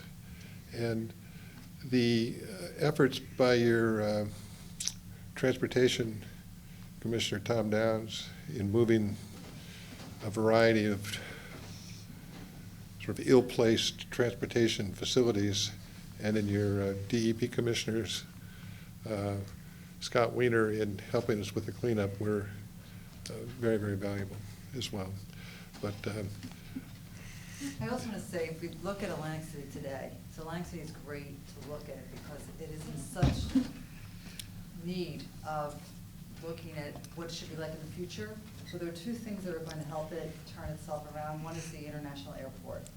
We had not invested then in that airport to bring in business and other things to Atlantic City, and the convention center to make it a more of a family year-round resort. So both of those infrastructure improvements, here we are 20 years later, are going to now is a move to the future. It's Yeah, and important to realize that. the airport's a good example of the way in which we needed to use the quasi-independent authorities in lieu of having state funds to actually make direct investments. So the Atlantic City Expressway Authority, as was called at the time, was brought into the fold from a policy perspective, and their mission was broadened to make investments in the airport and turned into the South Jersey Transportation Authority.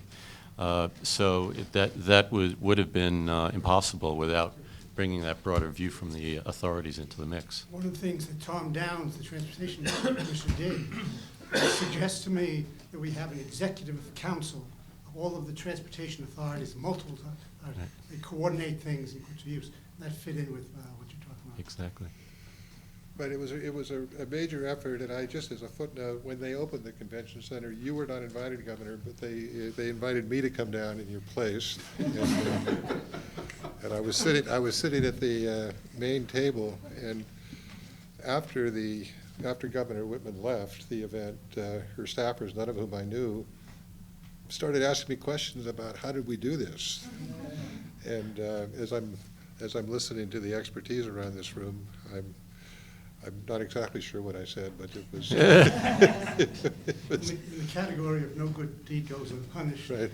one of the things all the casinos did was put up signs on the parking increase. This is Florio's $2. I know. Is that true, Governor? You did not get an invitation? Okay. New business.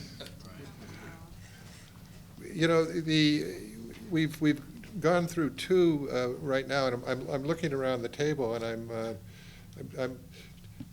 would people like to have a break right now, a short break? Do you want to just keep going? We keep going if you want. Let's just keep going then.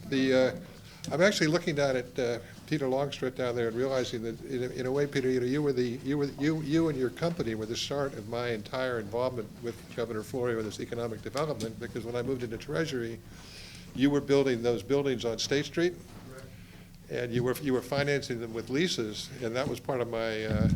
And we began to meet on that. And right next to you is Leonard Lieberman, who had been appointed by Governor Florio to run the aquarium. And my next assignment was to go down to Camden to take a look at the aquarium. And out of all this grew this team that we did. But it's nice to see you here, and I hope that later you'll be able to jump in a little bit. And then just to add a couple of other Camden notes before we get into it is there's one of the GE execs is here, and I would love to hear his perspective on some of the things we did. Plus, from LEAP in Camden, is we have a representative as well as one of our great projects down there.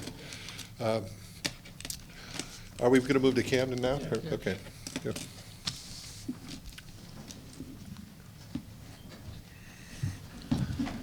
Shot of the waterfront as it is today. And I just want to echo Ken's comments that I really feel blessed to have been part of this team. So thank you, Governor, and thank you, Rick, for that opportunity. I'm just going to go through, let's see if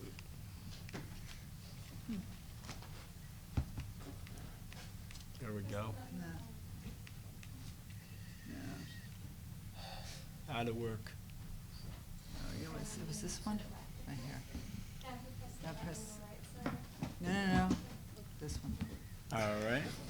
All right. In a dream, I saw a city invincible. That's what I used to see every time I'd This side. Every time I'd drive in and out of Camden on the Camden City Hall, and it reminds me first and foremost of the people that we work with, the team down there. And John asked us to touch on some of those relationships, touch on some of the funding that we did, and I'm going to focus on 3 projects with Rick: the aquarium, GE, aerospace, and the Sony Music Pace Amphitheater. And essentially what we were trying to do was create jobs, structure public-private partnerships that would really last and have a meaningful impact on the city, and we did that. And, you know, we're trying to tell a story here, and these urban policy, Larry, as you noted, is really, you know, cumulative process over time that occurs, and you can see it today, 25 years later, what Governor Florio did really stands out in terms of the impact. That's the waterfront in the 20s, the Industrial Revolution, and you can see there's open spaces throughout the waterfront. And what I found out after, and Rick told me, when I joined in August of 1990, I was directed in the fall to go down and meet with Cooper's Ferry, and I'll talk about Cooper's Ferry a little bit, and Tom Corcoran. I met with guys from the South Jersey Port Corporation. The executive director there ended up, over the course of his career, filling in a lot of that waterfront before permitting was ever allowed. And John, as a former DEP official, I'm sure you'd enjoy that, but I was regaled with stories about how they took bulldozers and pushed at night, right? And push. So what you see, for people who aren't, familiar with the waterfront, is it was a massive center of industry with tens of thousands of jobs, anchored by RCA, where the Victor talking machine company, original radio manufacturer, was located in massive buildings with Peter and Caren and Bob and Betty and Laura all are familiar with. Just incredible illustrations of the Industrial Revolution. And the original Campbell soup processing plant, where condensed soup was tomato soup, was patented and produced for tens of hundreds of millions of cans coming out of there, and tomatoes shipped onto the waterfront. This was a bustling, thriving place. I don't have to tell the governor, this was his area and he knew it well. And south on the waterfront, you had a bustling port, small port that evolved over time, but anchored at its southernmost point by the New York Shipbuilding Company, which produced unbelievable amounts of ships during World War II. And so what you have is, for all of us who didn't live through it, I walked in 1990 in the summertime to being directed by Rick and the team and Laura. I had the greatest opportunity to work with the smartest people, Laura, Betty, Christine, and Caren, to learn from them about what they had been doing and go down into Camden and begin to experience what then, if you look back at what's written about 89 and 90, we're going through a massive corporate restructuring phenomena. And it is happening in front of us. The notion that Rick talked about before in terms of inheriting and keeping, Governor Florio making the decisions to keep excellent people who were focused on doing a job, was so critical, because in Camden, what we have is a situation where Governor Kane had started certain things. The 30s, you see a bustling center. So we come to 1984. At that point in time, my good friend, Tom Corcoran, became CEO and president of an entity called Cooper's Ferry Development Association, okay? That was by design out of a study, American City Studies evaluation and assessment done by the City of Camden, Campbell Soup, and RCA, who was good corporate citizens. Gordon McGovern was the CEO and chairman of Campbell Soup, said, we need to do something to study the potential of the waterfront. They owned, as we just saw, lots of property on the waterfront. And so early in 84, they created a private nonprofit to develop the vision for the waterfront and to assemble private-public interest to achieve a public goal of improving the economy and the quality of the city of Camden. What I soon found out from Tom, and you look at that plan, I probably saw, and maybe Laura and Caren, we must have had 50 plans for the Camden waterfront from Tom Corcoran, who was a genius, a visionary, couldn't be here today. And Rick, I've just found out as well, Rick, when he came into office, went down and met with Tom, right? And engaged with him and found out through your own due diligence that this was an entity and an individual that you could work with, the governor could work with, and there's a potential to do some things here. And that's what I found out from Laura and Caren, their files, that there were these transitional projects that, Paul, read this and come back and talk to us about it, okay? And that's what I did. And I found out, well, and Len Lieberman, I was lucky enough to get to know Len Lieberman through the aquarium project. But as you'll see, you need to know the history a little bit. 1985, you have headlines saying, Projects Brighten Camden's future. RCA and GE and Campbell Soup decide we're going to swap land, and Campbell Soup says we're going to build a massive headquarters on the Camden waterfront. And We have that signed paper. we do have that signed paper in our You build that files. aquarium, we'll Right, build a right. world headquarters. And part of the deal was you have to build, the state has to build an aquarium in order for the corporate entities to do this. Okay, so who's going to build the aquarium, right? Well, the Sports and Exposition Authority had never done anything in southern New Jersey, and as Laura just referenced, we heard the Sports and Exposition Authority was broke. And as I opened the files and realized what was going on with the aquarium, we all really knew that the Sports and Exposition Authority was broke. And they were attempting to build an aquarium, and much to his credit, Bob Mulcahy was a big proponent trying to tell people in South Jersey, we agree, we should be doing this, and they got underway in the late 80s. And by 1987, we see headlines that say Camden waterfront plans run into snags, delays, uncertainties, and yes, there's plan for a ferry service, but here's what we have basically when we start looking at the waterfront, that we have property in the late 80s, nothing's really happening, and you have estimates in the newspaper. You have Bill Donaldson from the Zoological Society, who was hired through Cooper's Ferry, and really, there were a lot of people vying for the state aquarium. Wildwood wanted it, Atlantic City wanted it, Jersey City wanted it, and Corcoran, Gordon McGovern, they were very smart, and Randy Primus, God bless him, he drove it as well as mayor of the city. They were smart. They said, get out in front of it, like Larry would have done. Get out in front and do something. They hooked up with Bill Donaldson from the Zoological Society. They knew everything about aquariums. So when Bob Mulcahy came down to Camden to interview them, they knew it all. And he's quoted as saying, they were the most impressive out of anyone we met.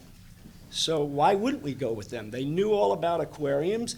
They were hooked up with Bill Donaldson from the zoo, who operated a major entertainment attraction, and they were right across from Philadelphia. This makes sense. This is the Philadelphia Zoo you're talking about. Correct. Excuse me, Philadelphia Zoo. So the problem was Mr. Donaldson from the zoo said, I estimate the aquarium to cost 10 to 20 million. Governor Kane said, I'll commit 10 to 20 million. The first pre-development construction estimate was 25 to 40 million. And they just rolled from there.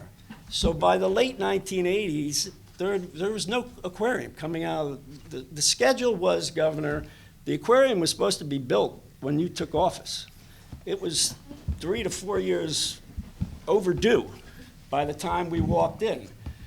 So we inherit some things, and we also do our own projects because we have Mr. Corcoran, who on a weekly, daily, hourly basis would call each of us and say, I need to talk to you about 15 things. Rick said it's okay to talk to you about these things.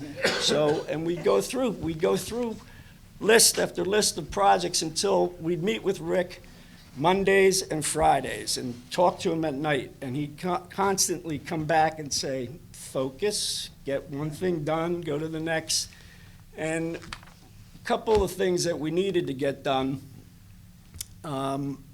which were so critical, that started in 1990. Discussions that really rocked the city and rocked our office in terms of what was happening. Campbell Soup signaled that they were going to make a decision to not move forward with their headquarters. And on the heels of that, and Bob Rittenhouse, who is here, lived it as a member of GE RCA at the time, through a gentleman named Thomas Corcoran at that corporate entity, went to the Cooper's Ferry, Tom Corcoran, to deliver a message that said, we're leaving unless certain conditions can be met. And those conditions were extremely onerous. They wanted new facilities. They, Here. hold on, I get it. Go ahead. I gotta go to my, Ken, I'm like you, I can't remember the details anymore. You know, I know, and I'm worried about that. Yeah, I know. I know. The three issues. You've got, well, the three, Bob, maybe you can jump in on three issues. We had facilities, they had to be done on a certain timetable. And at a certain cost. And at a certain cost, and, The environmental. Oh, that's right, there were serious environmental issues at the facility that GE at the time was looking for the state to step in and assume an environmental liability for. And you want to get rid of your buildings. Yes. Small things. there were eight, and there were eight buildings and 35 acres of land. That's, I'm sorry, in the end, it was related to the, and this was a totally unreasonable proffer by GE in terms of they offered an opportunity, a great opportunity for the state, Camden, to acquire buildings and property. But the first proffer of what they wanted was astronomical.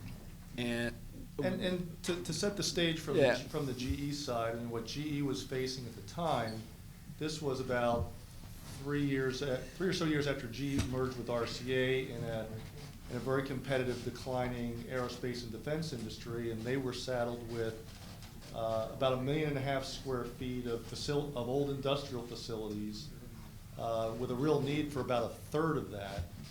And the way the government contracting business worked, there was disadvantages to owning facilities versus Right. leasing. So they were trying to get, in order to stay competitive, they really needed to get out from under these old owned facilities and have significant space that they could lease and continue to operate. So if they were going to stay in Camden, they needed some solution that would help facilitate that transaction. right, and they definitely wanted out of all their old facilities and try to step away from any existing environmental issues that they had with those facilities. And for, I would say, the good part of 3 to 4 months, we were in intense GE, quote-unquote, like style negotiations with, I digress a little bit, but at the time, my colleagues, Laura and Betty, were pregnant, and we would go up into GE's buildings and go into baton marches in terms of our, negotiations. They were hour after hour after hour after hour after hour, and no food offered and no water. Can I jump in for Yeah. just a second? You're all reminding me that we were very fortunate at all times to have Chris Steinberg and Betty Renaud with us, advising us from the Attorney General's office. And I wanted to jump in at this point because on this particular deal, it's a really, to me, a great example of how Governor Florio ran his office. I'm going to jump a little bit ahead, but these were top secret buildings, and it was extremely complicated even to get information out of them because they were doing a lot of top secret government stuff. And we understood that they were going to leave, and if they're going to leave, we were faced with enormous problems with the Campbell soup thing at the same time. And we made a calculated decision to try to get them into their next fiscal year. The federal fiscal year, as the governor well knew, began October 1st. And I think the problems began in the middle of the summer, something like that. Right. And our group, part of what you all were doing at that time was trying to get past September 30th. Right. which you guys must have been frustrated because we kept losing notes and doing this, that, and the next thing. Once we got past September 30th, we're into the next fiscal year, we knew you had to go through all the various applications you did. And at that point was when the governor decided that we could take sort of the onus off of the presidents of the companies at this level and deal with the head of GE, Jack Welch. And I know that Betty wrote a memo on it that the governor finally decided to act on. And acting on it, again, it sort of demonstrates the way we were trying to do things. Bob Del Tufo, who was the Attorney General at the time, came to the governor's office using the script that Betty had written in terms of what the state should really get.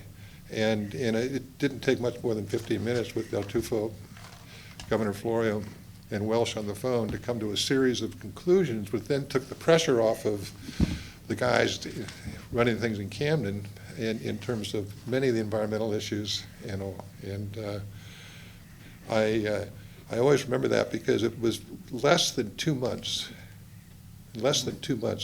after we got past that deadline that we got that deal. And sorry, I'll jump back out again. And that's exactly where I was going in terms of those issues had to be addressed. And Governor Florio, you recall, you stepped in to do that. And Rick, you're right.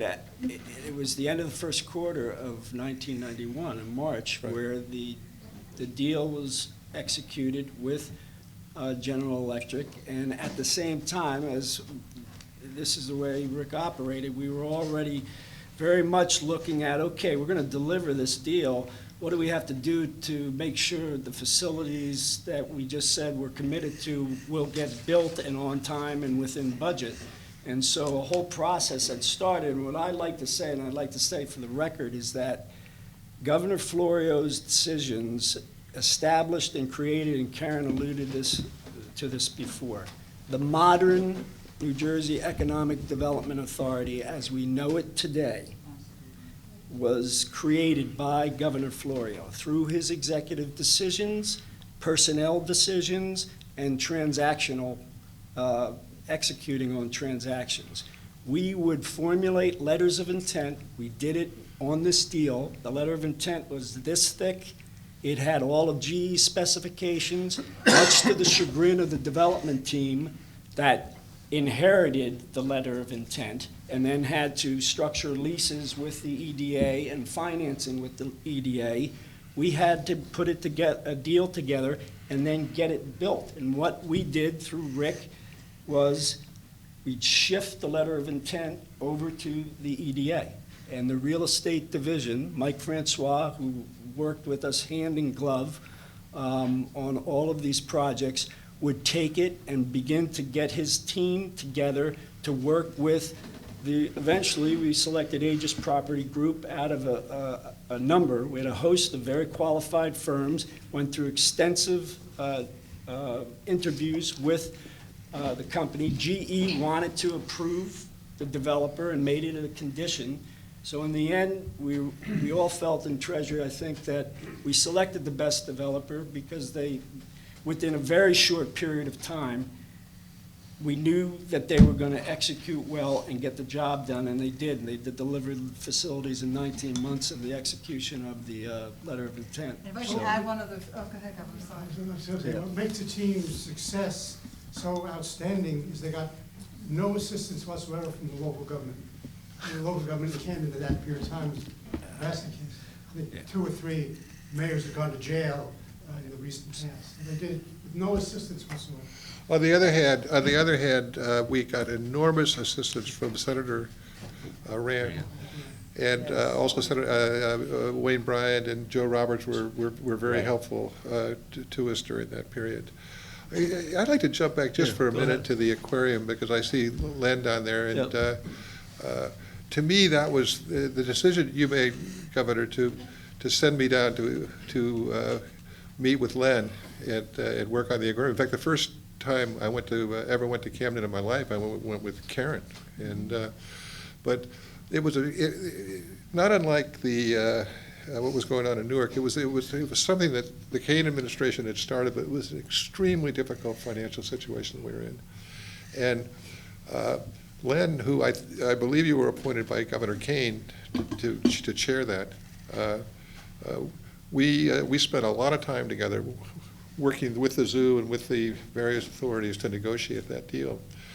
And I believe, Governor, out of these early experiences, from your point of view, you then decided, we were sort of trying to decide how to manage all of this. What really came, the reason we ended up managing on a treasury the way we did was because of those early successes that we were having. And it wasn't as though we had a blueprint that this is what we're going to do. And your knowledge that you had people that you had kept on, basically, and that you had recruited from your own group working together that were completely focused. Keep in mind, there's all these other things that you're dealing with that have nothing to do with, you were just a small little sliver of what was going on, but in the end, it was extremely important. And the very fact that you were focused on it and having us do this 20 years later, it amazes me, actually, because of the political problems that you were having. So this was really thought of by me as part of the answer to political problems. Right. Generate jobs, generate economic development, generate revenues, helps you deal with the deficit. That's it. And we knew that, and it's getting ahead of it a little bit, but as the economy began to turn and people began to realize, it used to drive me nuts when we would go to the openings of some of these sites for jobs that we had created through your efforts. You were being booed all over the state by the very people who got the jobs because of the things we were doing, because no one knew about it. And anyway, yeah. Oh, and this is a great example. This retained 2,500 jobs in the Right. city of Camden. Right. If this company had left, you don't know what would have happened to the entire waterfront and blocks of that city. And Can I just add one yeah. other person to add to Yeah. this, Yeah, who could not be with us today, is Tony Kosha. Yeah. So the governor asked Tony to leave his law practice, which he did for a year, to be executive director, and then you actually changed the legislation, Governor, to allow him to be the chair of the board. Because previously it used to be Right. the Commissioner of Commerce. But you changed the law to make it to be your appointment. And with the GE deal, going back to your premise of not just giving public money to private sector, the GE deal was focused such that the EDA would own the site. It would be a publicly owned, privately developed by Aegis. The GE would pay for it. And so it was GE lease and a GE partial guarantee of a piece of that lease that paid for this new building. Right. So it was a very creative, and Tony couldn't be here, but as you can see, there's a lot of public money in here, but I just wanted to give Tony on the financing piece of it. You just have people that are playing different roles and deals at different times, and his creativity on how to create the public ownership, but put a lot of risk on the private sector was, I think, an important No, thing to absolutely. note. And you do see the various sources, and one thing that we should note is that the structuring of the public-private partnerships, we were basically directed by Rick to engage in the communities where we were situated doing projects. So, for example, in Camden County was involved there and stepped up to the plate, different political party at the time, and they committed, and the freeholder director there said that these are Camden residents that we're talking about who may lose their job and leave this county. So we are going to invest if this project is real and you can get it done. They invested and they got repaid years later with interest. And we took, and in terms of being creative, there are buckets of funds around the state in various bond acts. If you didn't, Cliff Goldman, wise sage Cliff Goldman knew where lots of buckets of funds were. But Phil Rowan at the Urban Development Corporation and Bobby Rand, early on in this process, knew that we needed early pre-development money, and they said, look, there's these two bond acts out here. And they had a statute that they had to abide by, and they said, if we meet the statutory criteria, we're going to make sure these funds come to the project. And that's what we did on all of our projects. We'd go down the list.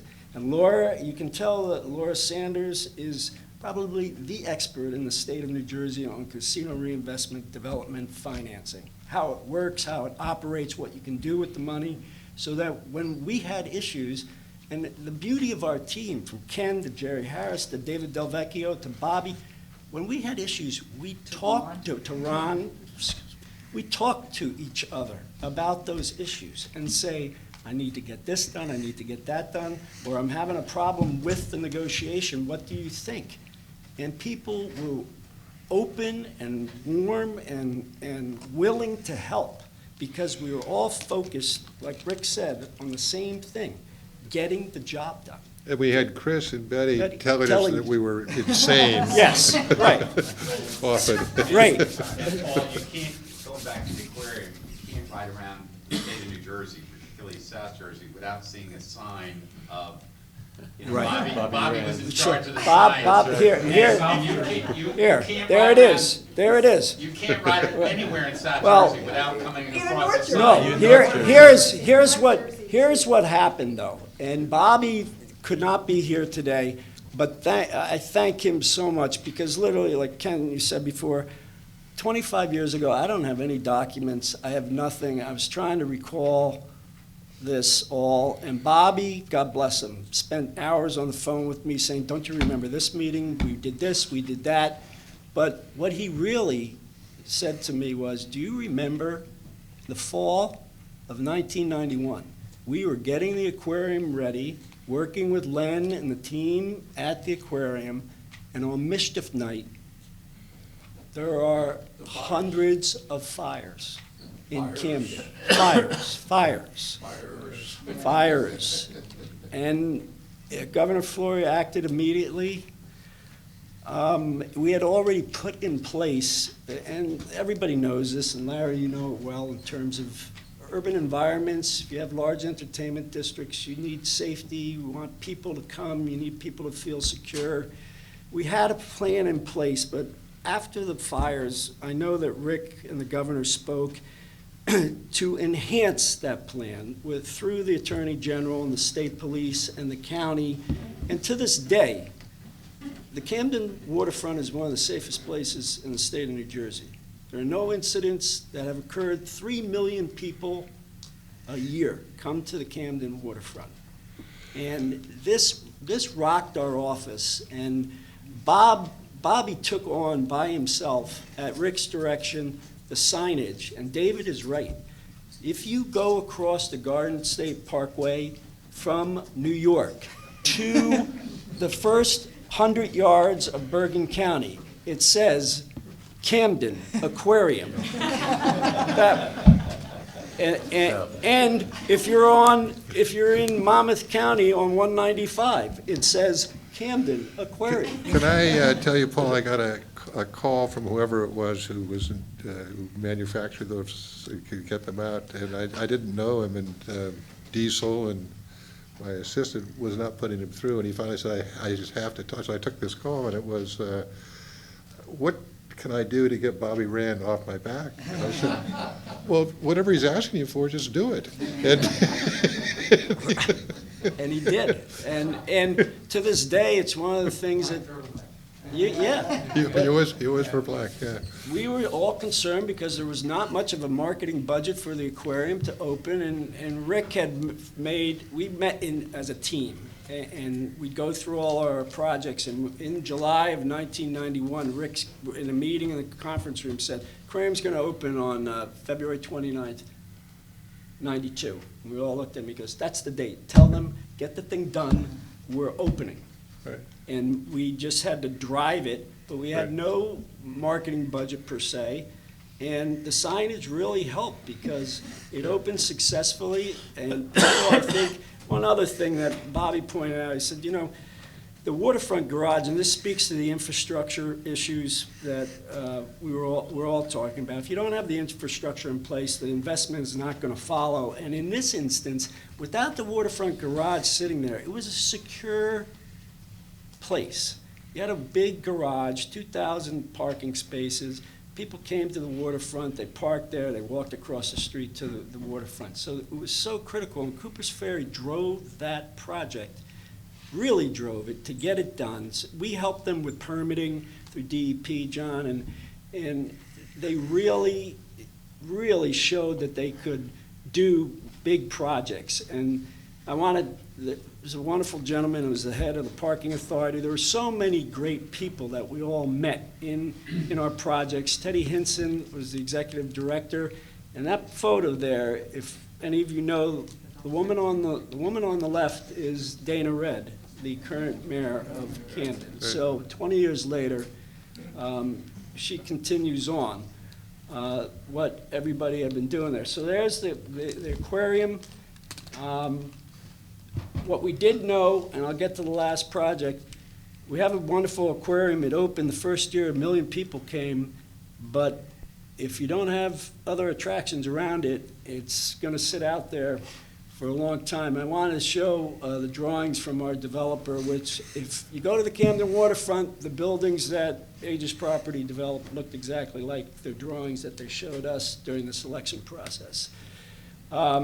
In the late part of 91, about 5 days after Mischief Night, the development team took down the 1 million square foot Campbell Soup manufacturing plant where the Aerospace Center was developed.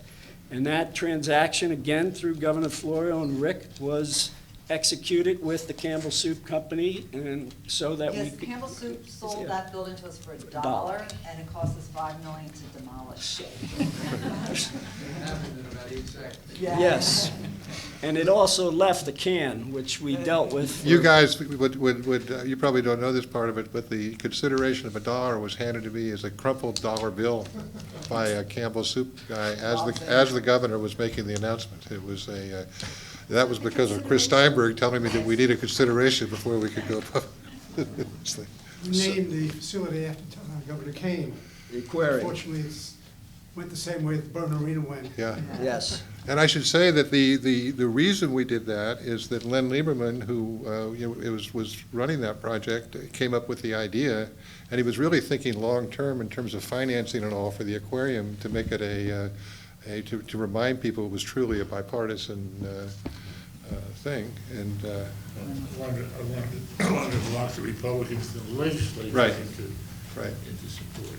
Little did I know that the next Republican administration would sell the damn place.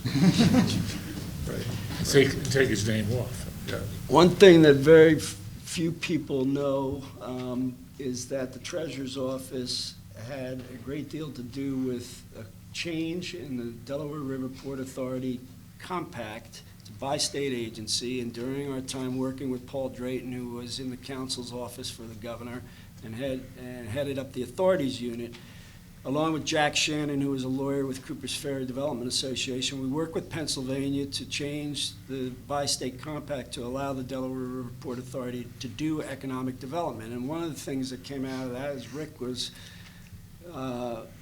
loves architecture and wanted a signature. Tom Corcoran had an idea for an office building first. You want to tell us? Well, I developed a relationship with Michael Graves, and the idea was, as long as we were going to do it, he was willing to give his services to us really at cost, and we were able to do an agreement with the local unions and the local people down there, and we ended up getting a Michael Graves building as the state building down there. And when I was down there just recently looking at it, I think it's one of the really great things that we did, because we spent the extra time. It didn't cost the state anything, and we ended up getting an incredible building. And once again, got 800 people working at that building on the waterfront. Again. But it's a beautiful building, and it's, again, I can remember having the conversation with Governor Florio about it. And Paul, can I? Yeah, A sure. couple of comments.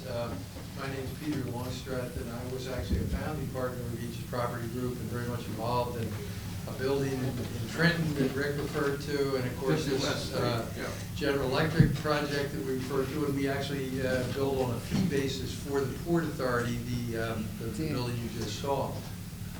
But what I would like to sort of comment on, and I think it's there's a little bit of humor here for me and a different perspective, but really a thanks to Governor Florio is thank you for populating the Philadelphia economic development community.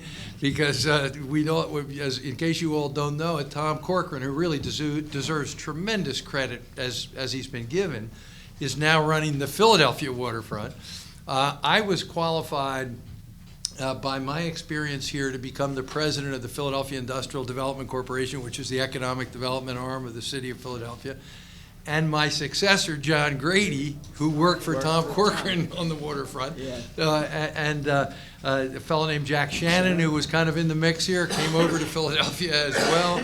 When we ended up developing the Navy Yard, we hired Bob Wolf, and not Camden connection, but a New Jersey connection as our consultant. So thank you very much for all this great New Jersey talent and training over in Philadelphia. So I'm just going to quickly go through the project that, our last project I'll talk about is the amphitheater project that we did with a group out of Texas called Pace Entertainment and Sony Music and Blockbuster. And you know, all these projects that we work on all have kind of similar elements: site control, environmental issues, access, parking, funding. They all have similar issues. This project, the planning for the waterfront, the folks from Pace came to Cooper's and then to the treasurer's office and said, we'd like to build a shed, amphitheater, a shed, outdoor performing arts center. We have $12 million. You bring the dirt. And what was eventually built is a $56 million indoor-outdoor, 25,000-seat amphitheater that has for 20 years been one of the top 3 amphitheaters in the country. They also said, we took a boat tour that you guys didn't know about, and we saw your marina, and we want to be situated right next to the marina because we believe that has the best viewpoints of Philadelphia. It's perfect for, they did acoustical, tests and everything, and we want to be there. Well, they wanted to see the sunset. Correct. See the Philadelphia sun, right. skyline. So that site is 14 acres of what was then laydown space for the South Jersey Port Corporation, who at that time was represented by a financial advisor named Clifford Goldman. And I spent many a meeting for many weeks, months. The negotiation took almost 2 years. But through the auspices of the executive director, Joe Balzano, who's no longer with us, who spent 50-plus years at the port, through Cliff Goldman's really creativity, that property, which was essentially excess surplus property, was conveyed to the EDA. We were able to remediate that property through financing. At the same time, the port had been looking for an opportunity to get into a different industry sector. We were able to do that with them at that time through Cliff and Joe, working Bobby and Rick, myself, to get this project done, which died many a death. And this is the site from the Port Corporation side. And you have to understand something. Mr. Balzano was at the port for 50 years. He filled in, he told me this, and I don't think he would have a problem telling me this. He filled in much of the 14 acres as a young man with a bulldozer. So he knew everything that was there and said, you're going to have to deal with this, this, and this. And I also want to say, Governor Florio, through our projects, we did a lot of assessment, environmental assessment with folks from the DEP who were tremendous. Colleen Kokis, Ken Klue, all of whom went on to careers to lead programs that weren't in existence at the time. The Hazardous Discharge Site Remediation Fund, the Brownfield Reimbursement Fund, all those programs, the genesis for those programs was the work that the Treasurer's Office did at your direction. We were able to work with them. They went on to structure as the laws changed and really codify what we were doing. And it's helped immeasurably throughout the state to remediate a lot of different urban sites. And I think it's something that really should just be noted for the record. There were no programs to do that, and there are now. I'm not sure. I take a lot of pride in the fact that the cluster of all these programs we call the Camden Initiative. So we focused on that. And there's been a hiatus point of nothing happening really. But now all of a sudden, the things that we talked about doing and started to do, bringing a sports team facility from Philadelphia to this side of the river, a lot of those things all came out of the efforts of the team. And now I think finally Camden is about ready to move. It's too bad it took 20 years. I'm happy, Yeah. I'm really happy, but it was poised, and the back to Joe Balzano for just a minute, if I could. When we were doing the amphitheater project, we had hired all these expensive or various firms to come in with their drawings and all. And Joe, who was a brilliant man, but self-made, called me up. He wanted to come to the office one day, and he came in with a balsa wood design that he made himself. You got it? No, I'm That's just saying it. I mean, there, it was it looked unbelievable. exactly like that. That's what we used. I mean, he was all those years before he had filled it in, and it was But that was a very, just to back up a little bit in terms of the various parts of government that we needed to use. That we needed to use virtually every part of your government at that point because of the complication of that deal, including moving private. But you know, by closing in part of the building, we got to use the arts funding. Oh, there's, exactly. There was a requirement that a certain amount of arts funding go to the 7 southern counties. Right. So by being able to close in the building, it qualified it for that funding. Before we get away from the aquarium altogether, again, I just remembered that when we finished the aquarium, a plaque was put up. And usually it's the Governor Florio did this, or Governor Kane did that, or whatever. And we were working with Lou at that point. Thurston from the Sports Authority. And we made a list. And I remember of the people who actually had done the work on the aquarium. And we put it up there. It was alphabetical order. So you, Governor, you were down in the F. You were and it was, it included everyone who had actually done something on the aquarium. And the first time I visited after I left office 4 or 5 years later, I looked up at the plaque, and it was screwy because there were a few politicians who had actually opposed everything we were doing, who'd gotten their names, they'd taken the plaque down and put it up, and no one had realized it had been done in alphabetical order. But that was again, it was your philosophy, is that who did the work? And so we had, I'd like to find that plaque, actually. Yeah, right. Little anecdote on Camden. If you remember, towards Governor Florio's end of his first term, we put together a Camden initiative that everyone in your group, Jerry's here, Ron's here, all of us were involved in creating this concept for the next term. Well, just prior to that, for I think 2 to 3 years, you had me as an overseer and looking at developing Camden annual municipal budget, which was always problematical because it always had to be subsidized by the state. So that was the big issue. So for 3 years, I had worked with that, and the first thing I realized is that Camden municipal budget is never created in City Hall. That was the fact of the reality. Cliff and I used to work on that. Yeah, but one day I'm walking, or part of the municipal examination was the Public Works Department. And the Water Department was specifically unique. I mean, it was totally in the red. I mean, there was more water going out, but nobody's paying for it.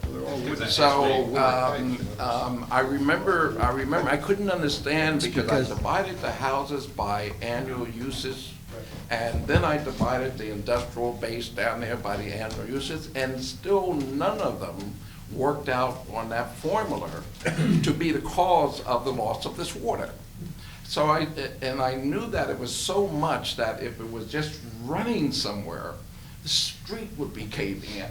You know, I mean, building would be caving in. It did. So I knew that, and I remember talking to some engineering firm that was in the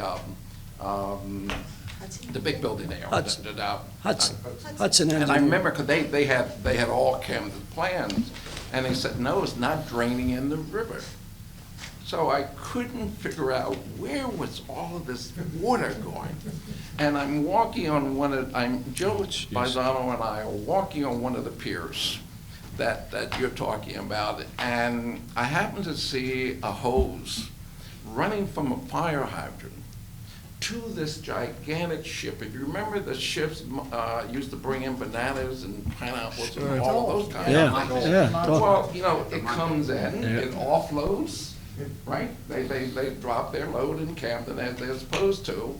And I see this hose running there, and I didn't think anything of it. I don't know anything about maritime stuff, so I'm just looking at this hose, and I dismissed it.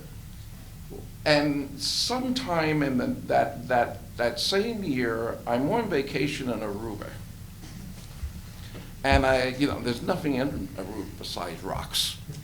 I mean, that mountain, just rocks. I mean, there's no vegetation in Aruba. It's just rocks. But I'm walking along the pier, and the ship, I can't remember the name offhand, but it was the same ship that was in Camden. And I didn't even think about it at that moment. In fact, I went back to the hotel, and the next day it hit me. I went back down to the pier, and I happened to ask one of the guys, what is that ship offloading? I mean, Aruba had no manufacturing, anything like that. Water. Aruba doesn't have water. Wow.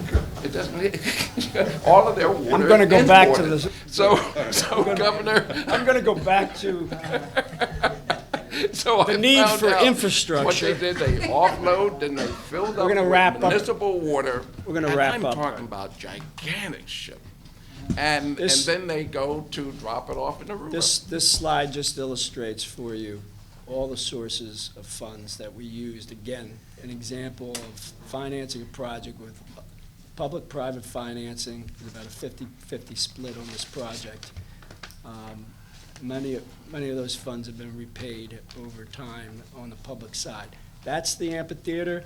Today, the whole Camden waterfront, as Governor noted, a lot of things going on now in terms of future development, which you'll see. That's the waterfront of 2014. All of the attractions there, 3 million visitors a year. They now brand it Live, Work, Invest in Camden. That was not the case 25 years ago at all. It is today, and that is a direct result of Governor Florio's actions 25 years ago. Listen, what we're going to do, thanks a lot. Good job. What we're going to do now is talk briefly, as people want to, about other cities, and I think we should just be very specific on projects of interest, whether it's New Brunswick or Trenton or Jersey City or whatever. We were involved in a lot of different places. The reason we did the three was we were trying to show very different ways that we approached economic development problems in three major cities, but we were a lot of other places as well. And I don't know, I see Jerry down there. You want to? Rick, if I could, elections have consequences. Right. And some projects that Cliff and I and you and I worked on didn't occur because elections have consequences and the governor did not get reelected. Number one was Waterloo Village.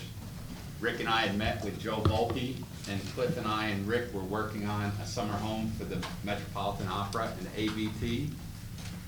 They were clearly set to clearly interested in coming to Waterloo Village? They were clearly interested, and that project would have happened had Governor Florio been reelected? Yeah.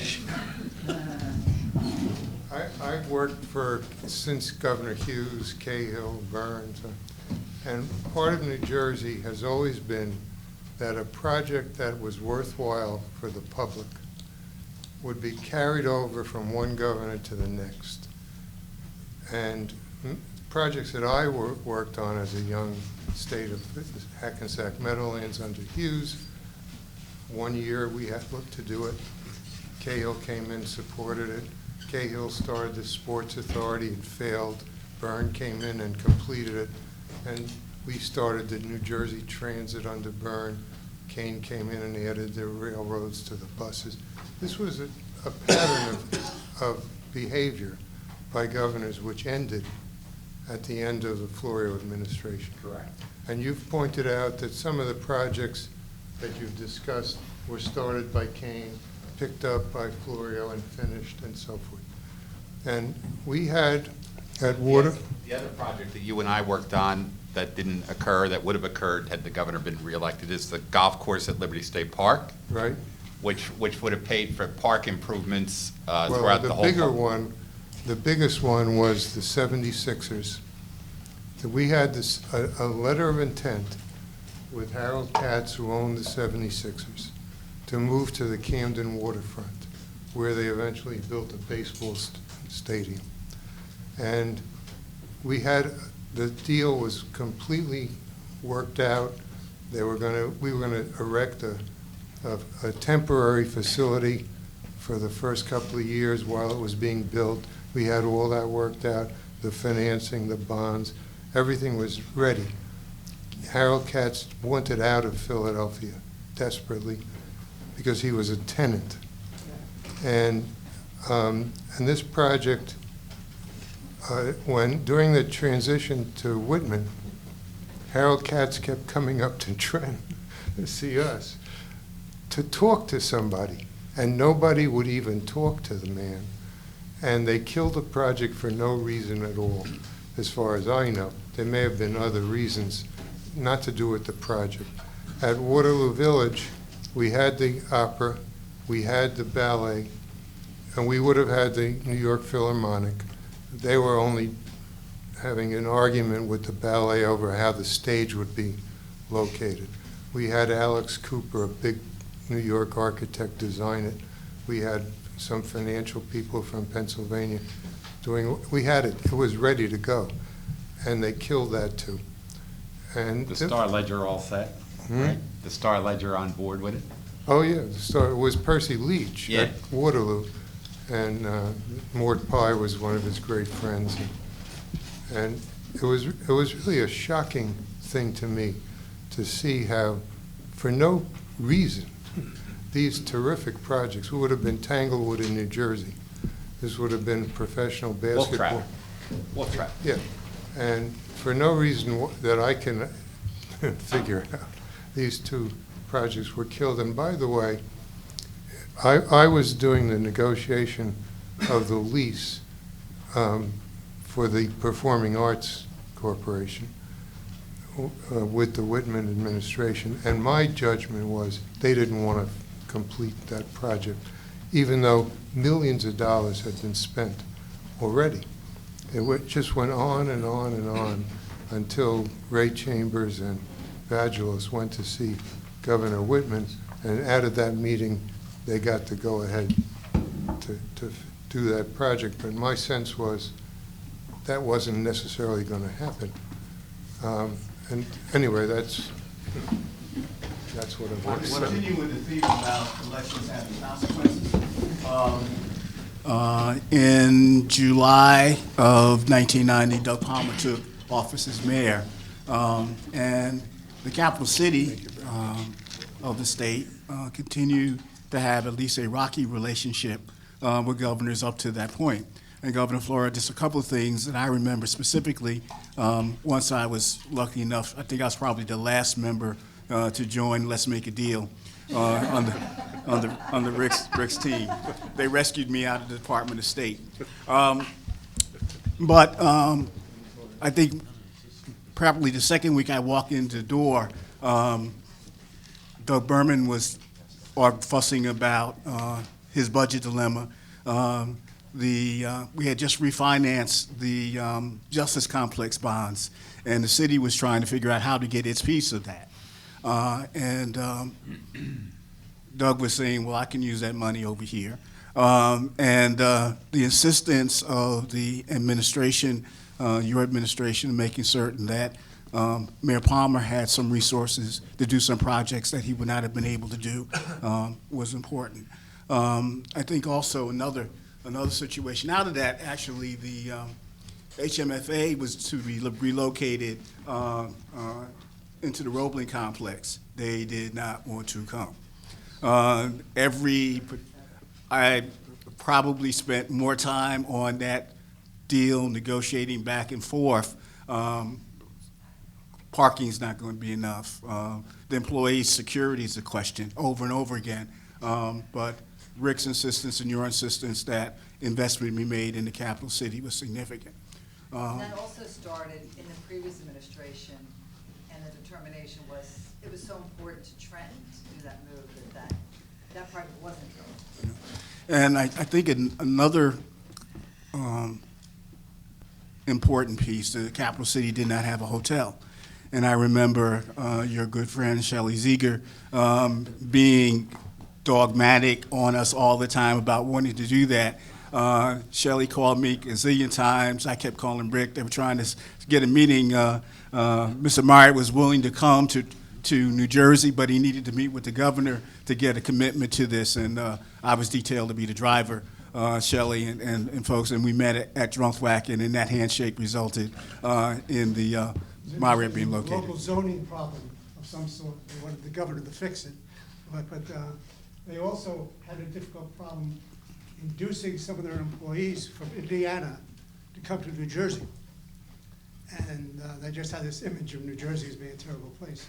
So I talked to the CEO of the company and said, why don't you take your top executives, bring them to New Jersey, I'll outline where they should go. We brought them to Princeton, we brought them to a whole lot. They all became believers in New Jersey, and they go to their facilities. Yeah. But for the governor, no hotel. All right, and then finally, toward the end, I think there was a $400,000 hole in the budget for the stadium, the baseball stadium on Route 29. And we had just come out of a staff meeting, and I just happened to hear the number, and I got a call from the city, and I called downstairs. I said, look, let's make a deal. We need this $400,000, and it became available. So some of the dynamic of the city, what Mayor Palmer's been able to accomplish, was because of the administration. And some of the difficulties that people like Caren and I continue to have afterwards because of the absence of the kind of commitment of a partnership between the state and the capital city. We'd be in a much different place if we won a second term. You know, I just want to put one thing on the record here as I'm listening to everybody talk about these projects. It sounds like, or it would sound like to somebody from the outside, that the state spent a tremendous amount of money on this stuff. And you know, there was certainly a significant amount of money put into these projects, but I would remind everybody that when Governor Florio left office, the state's bond rating, in no small part because people like Nate Skowronek and Bob Smart and others who were working in Rich Keevy, who isn't here today, were really keeping a lid on the budget while this was going on. The state's bond rating was AAA by Moody's and AA minus by Standard & Poor's when the governor left office. And now it's A1 and A plus after 2 downgrades this year. So, which is 3 to 4 notches lower. So despite all of this and all the fiscal problems that we talked about, the state's finances were really still in excellent shape at that time, and the economy was showing its resiliency. Can I add to that? I spoke about the problems that the governor inherited, and as I understand it, they ended the first fiscal year, the one that he was half responsible for, with a $1 million surplus, which was amazing. And the second year with a $1 million surplus as well. But by the end of the 4 years, the surplus was very healthy. And that was accomplished, you know, I don't know how, because I wasn't involved, by the Treasury people. And to do that, they did not take money out of the pension fund. It was established that the pension obligation had to be made no matter how bad the state was. And other things changed after Governor Florio. We had, when I started in the government in the 60s, Walt Wexler was the budget director. And Walt Wexler had a series of people like Ron Maxey that he picked up from the best people around the state, financial people. And they were like 5 years apart in age. So he could tell you in 1966 who was going to be budget director in 1996. And that person would have had 15 or 20 years learning how to do this right. And by doing it right, it meant acceding to the wishes of the governor and making the governor's, not interfering with the governor's objectives, but putting up a red flag in a very nice way when those plans would interfere with the long-term fiscal health of the state. And they never did. But later, they did. And the Walt Wexler progression was interrupted in 1994. There are other things, you know, that happened, but the general point I'm trying to make here is that at the end of the Florio administration was a dividing line in the history of the state that the state has not recovered from and may not recover from. To Bob's point about the perception that a lot of money was spent, the transactions that we worked on, many of them, although there were grants available from bond acts, ultimately, as the evolution occurred on the transaction from Treasury to the EDA structured these financings, Tony and Caren and the people they were working with, into loans in many instances, and the money out of the counties were all structured as loans as well and repaid over time. So it's just, it should be noted that a lot of those funds were... And there was a philosophical backbone to that the state was willing to take some risks on these projects because the potential return in the form of private investment and then state tax dollars coming off of that private investment and all the jobs and income taxes associated with it, that was worth the risk. And that was part of a philosophy of government, of using government to make good things happen through the kind of infrastructure investment. And not just in the for-profit sector. I think everything you just said, Bob, excuse me, applies to the nonprofit sector. I mean, the state got the Art Center going. And, you know, among 3 governors, there was $100 million in state money put in the Art Center. The Art Center has raised a total of now $500 million, so that's multiplied by 4 times, 100 state, 400 private, and that doesn't even get to the question of the economic impact of the Art Center. That's just direct money into the Art Center, none of which would have been possible if the state didn't make that capital investment in infrastructure. Sounds like Roosevelt. So another dimension, in many of the projects, I know the Performing Arts Center in particular, in the aquarium, there was particular attention to the question of providing access to the trades and local procurement, women's, small and minority business activity in a very difficult national public policy environment, but we figured out how to get that done. And again, the second term portfolio was to figure out how to refine that further as we move forward, and I think we would have been further down the road in that area as well. You know, on the issue that Cliff just raised, one of my responsibilities when I was in the Treasury was I sat on the Investment Council, and then I was also oversaw pensions, and in the process of, but I haven't paid much attention to it since because I haven't been doing this kind of work, but when I was in the process of researching for this session, I really started wondering why, because I knew a lot of the people there, what changed their philosophy in terms of I hadn't really understood that there'd been no money going in at all since we left, none at all, and or that they moved money that had been on the healthcare side into their balancing their budget. It just didn't make any sense to me because we wouldn't never have discussed it. And it might be interesting. I should in terms of your operation here.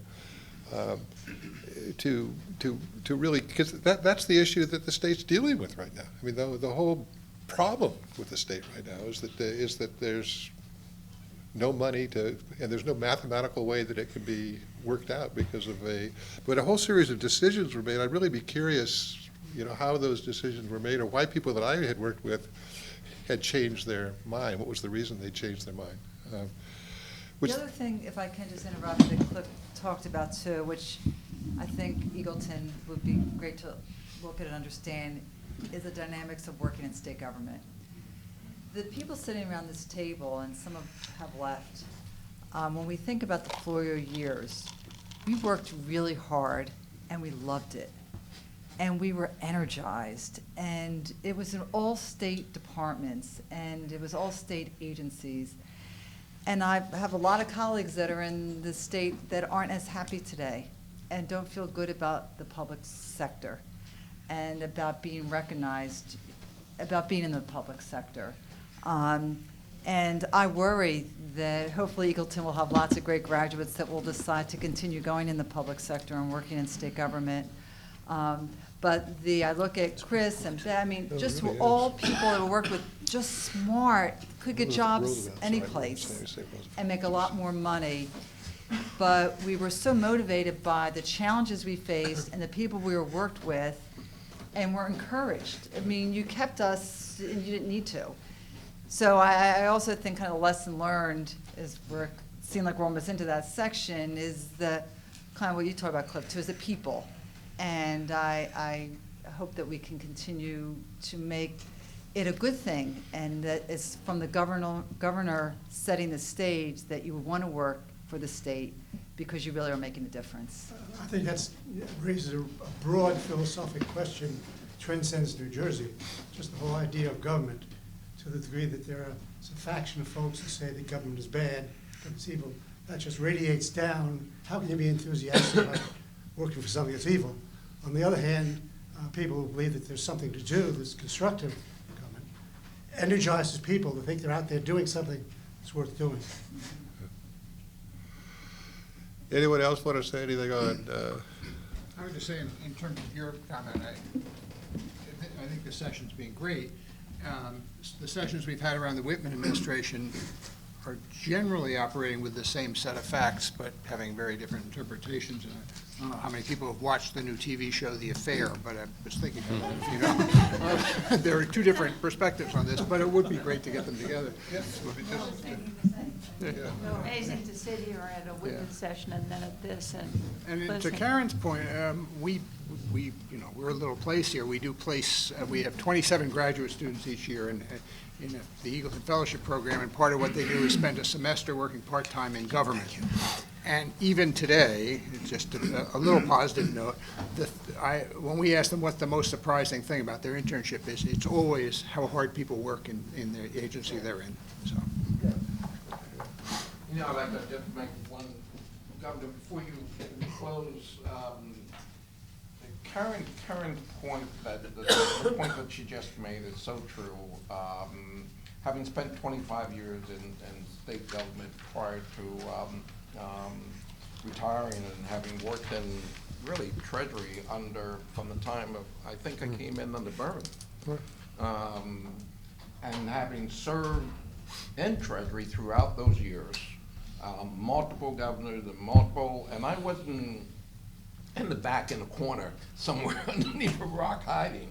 I mean, I've always fortunately been involved in major activities under each administration, but I have to to say, and following up with Caren, is that in your administration, during your years, as transferred through Rick and our collective group, I mean, it was just a great, energized, committed, focused agency. And I know even sometime, Caren, we crossed paths, we crossed territories. I remember you and Rick had to have some, of course, say, well, why am I in this, or why am I not doing this? And, one of them, Paul, is Pace, Sonny Pace, I remember that.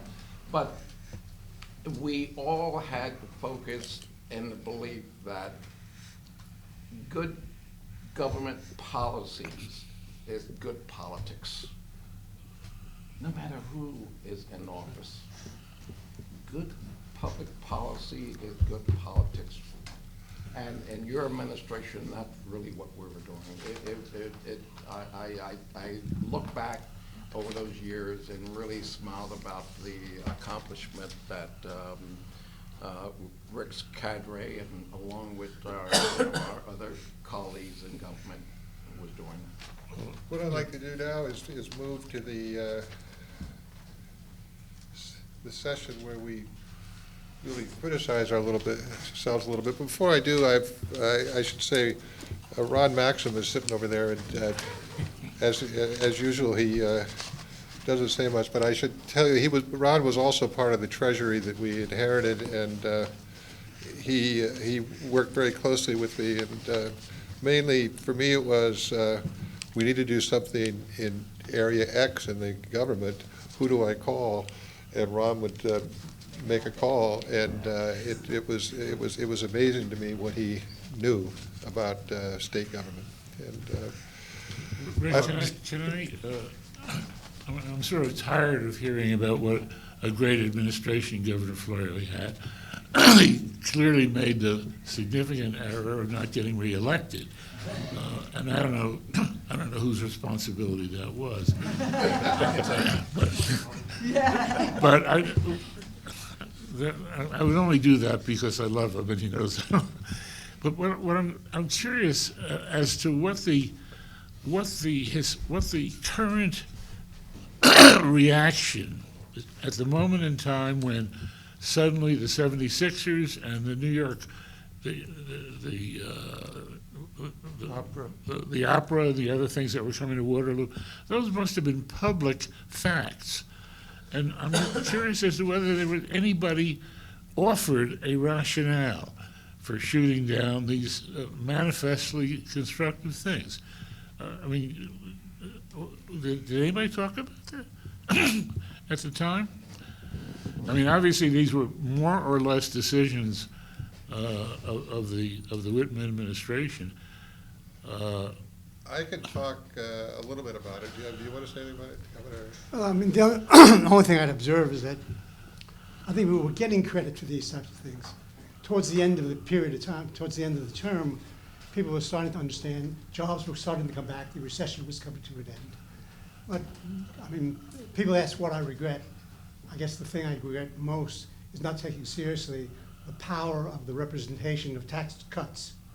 If in fact you say, I'm going to cut your taxes, even if you don't think it's feasible, someone offers to cut your taxes for somebody who's increased your taxes, that becomes down. So the closest of the election, I think, was just because I didn't take seriously anybody believing seriously that that could be done.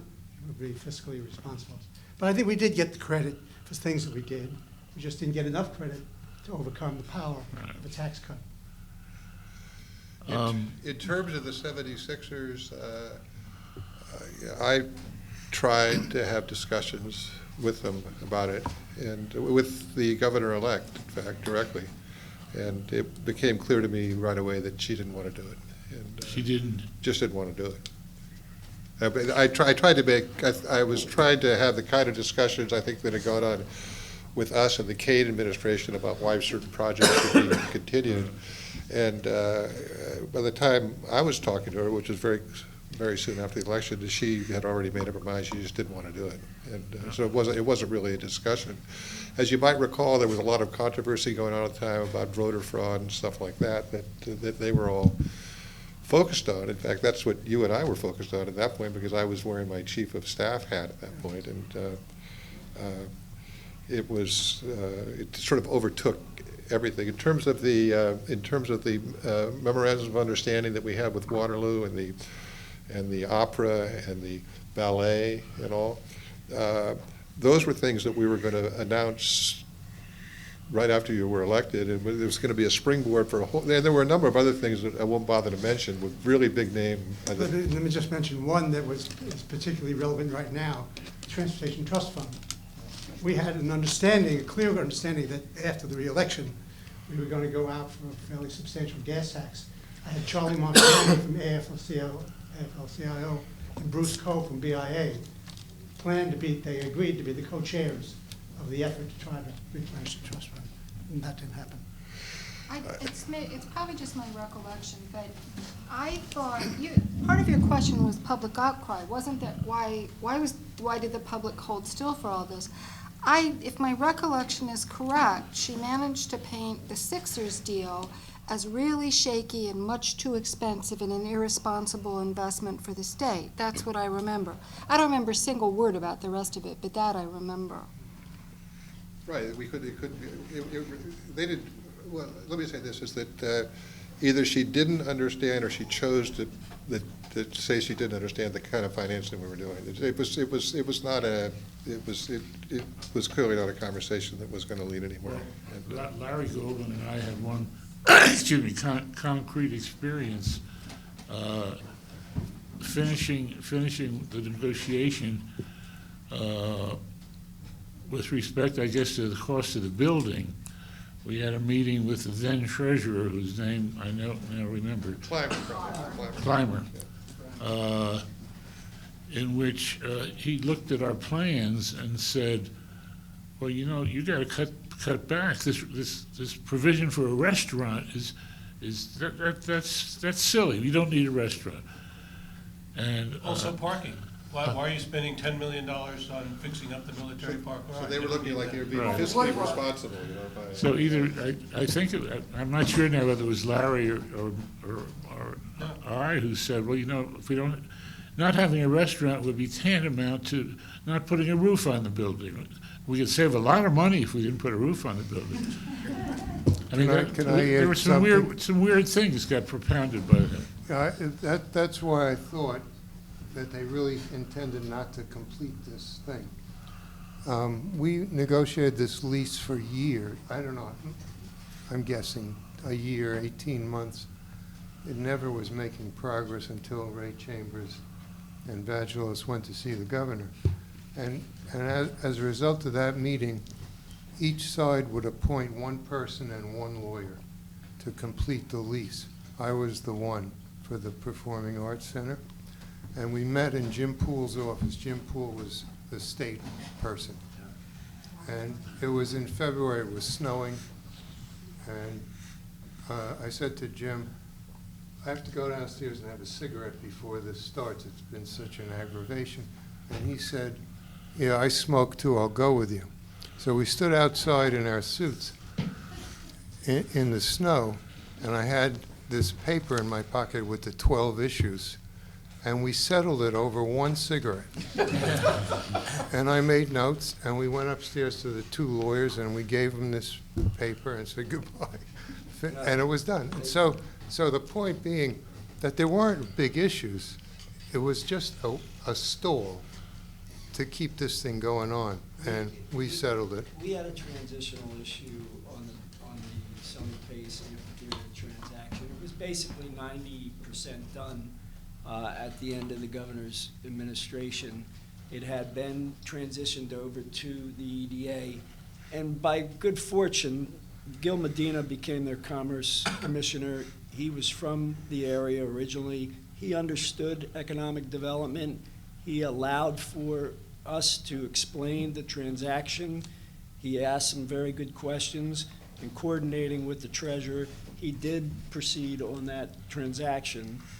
So that is one instance that I'm aware that they were able to move something forward and get it finalized. It was we were close to being done, but it needed to be finalized.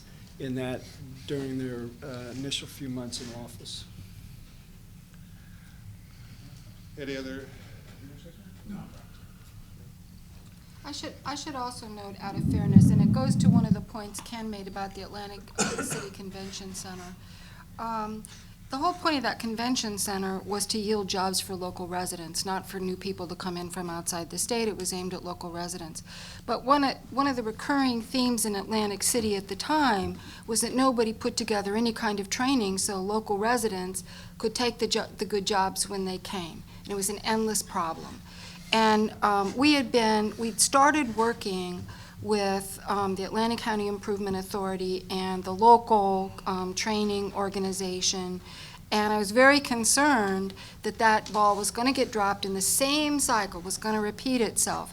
And Jim Weinstein arranged for me to sit down with John Acarius in the treasurer's office, and I explained to him, here we have this investment and it's not going to yield jobs, we'll have Pennsylvanians with jobs again, no offense to Pennsylvanians, if you don't keep this training program going. And he did.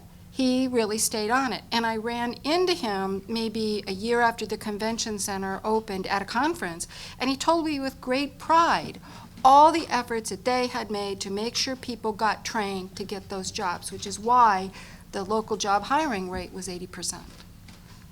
Just to give it an interesting contrast with regard to training and education and so on, when we were in office, the state provided 70% of the funding for higher education, and higher education had to come up with 30%, generally through tuition increases.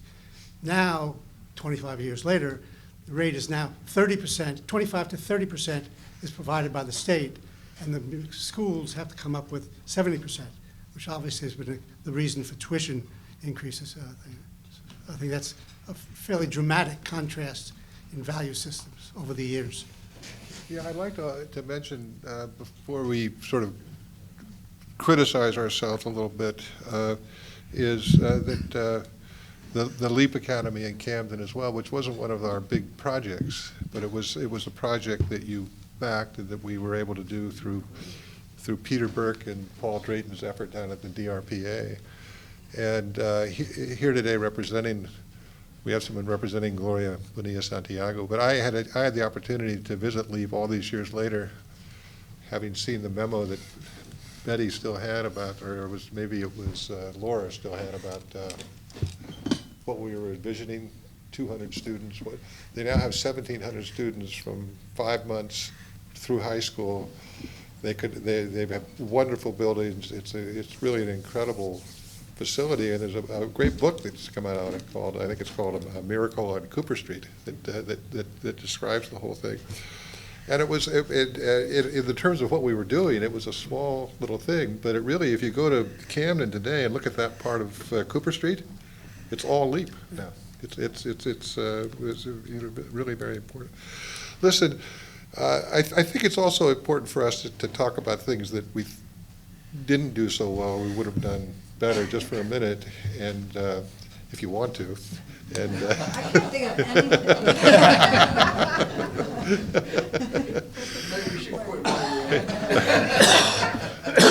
But what I would like to encourage, first of all, there are so many people who helped us along the way on this that I hope that the way you allow people to add to the record, that we can continue to add to the record, and that any of us here who have additional material will add it to the record, because as I've gotten to know more about the Center and the Governor here, I'm more and more enthusiastic from a larger sense for the future, particularly if you can engage in conversations for people who are really interested in government, that it could be helpful for decision-making down the line. And so for any of us who have additional material, we should continue to add to it.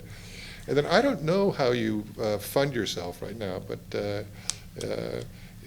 if that's something that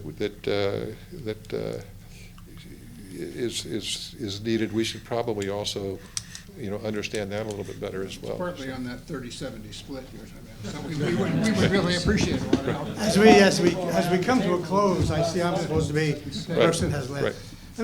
I want to offer you an example of sort of the creativity that you've heard today from all the team members. Percy Leach at Waterloo Village, a very nice man, he's passed away now, but he came to me after we had to make some cuts in the arts community. And he came with an interesting idea that I think goes to creativity. He says, I understand you are very interested in boxing. I said, yes, I was interested in it. He says, I have a scheme for raising money. I have a history that in the Victorian age, at the end of the Victorian age, they used to have fancy boxing matches that people, high elite members of society in Great Britain particularly, would have boxing matches. They'd all come out, everybody dress up in tuxedos and gowns, and they'd have these performing fights. I'd like to do that at Waterloo Village. I said, okay, what do you see? He says, I think there are TV rights that ESPN is giving out. Would you make some calls around to go get this? And to make a long story short, we had boxing matches at Waterloo Village, and we had good fighters. Ray Mercer, I don't know how anybody follows any of these things, but we had good people there. Mike Tyson came one night, didn't fight, he just showed up. So we had about two or three matches up there. And ESPN signed a contract, and they did very well as a result of that. So I mean, it's sort of an interesting observation about how you can make lemonade out of lemons. And I guess the other thing, the last point I would make is that I started out saying that we had a unique approach, I think a unique approach to economic development that has not been followed very much by all the administrations that came after. I think somebody should go back and maybe take a look at the existing system, which is to provide grants and credits to people on the nature of the jobs that are created. First of all, because it's very subjective, and were the initiatives really generated by the jobs rather initiated by there. And then moving jobs around doesn't make a whole lot of sense.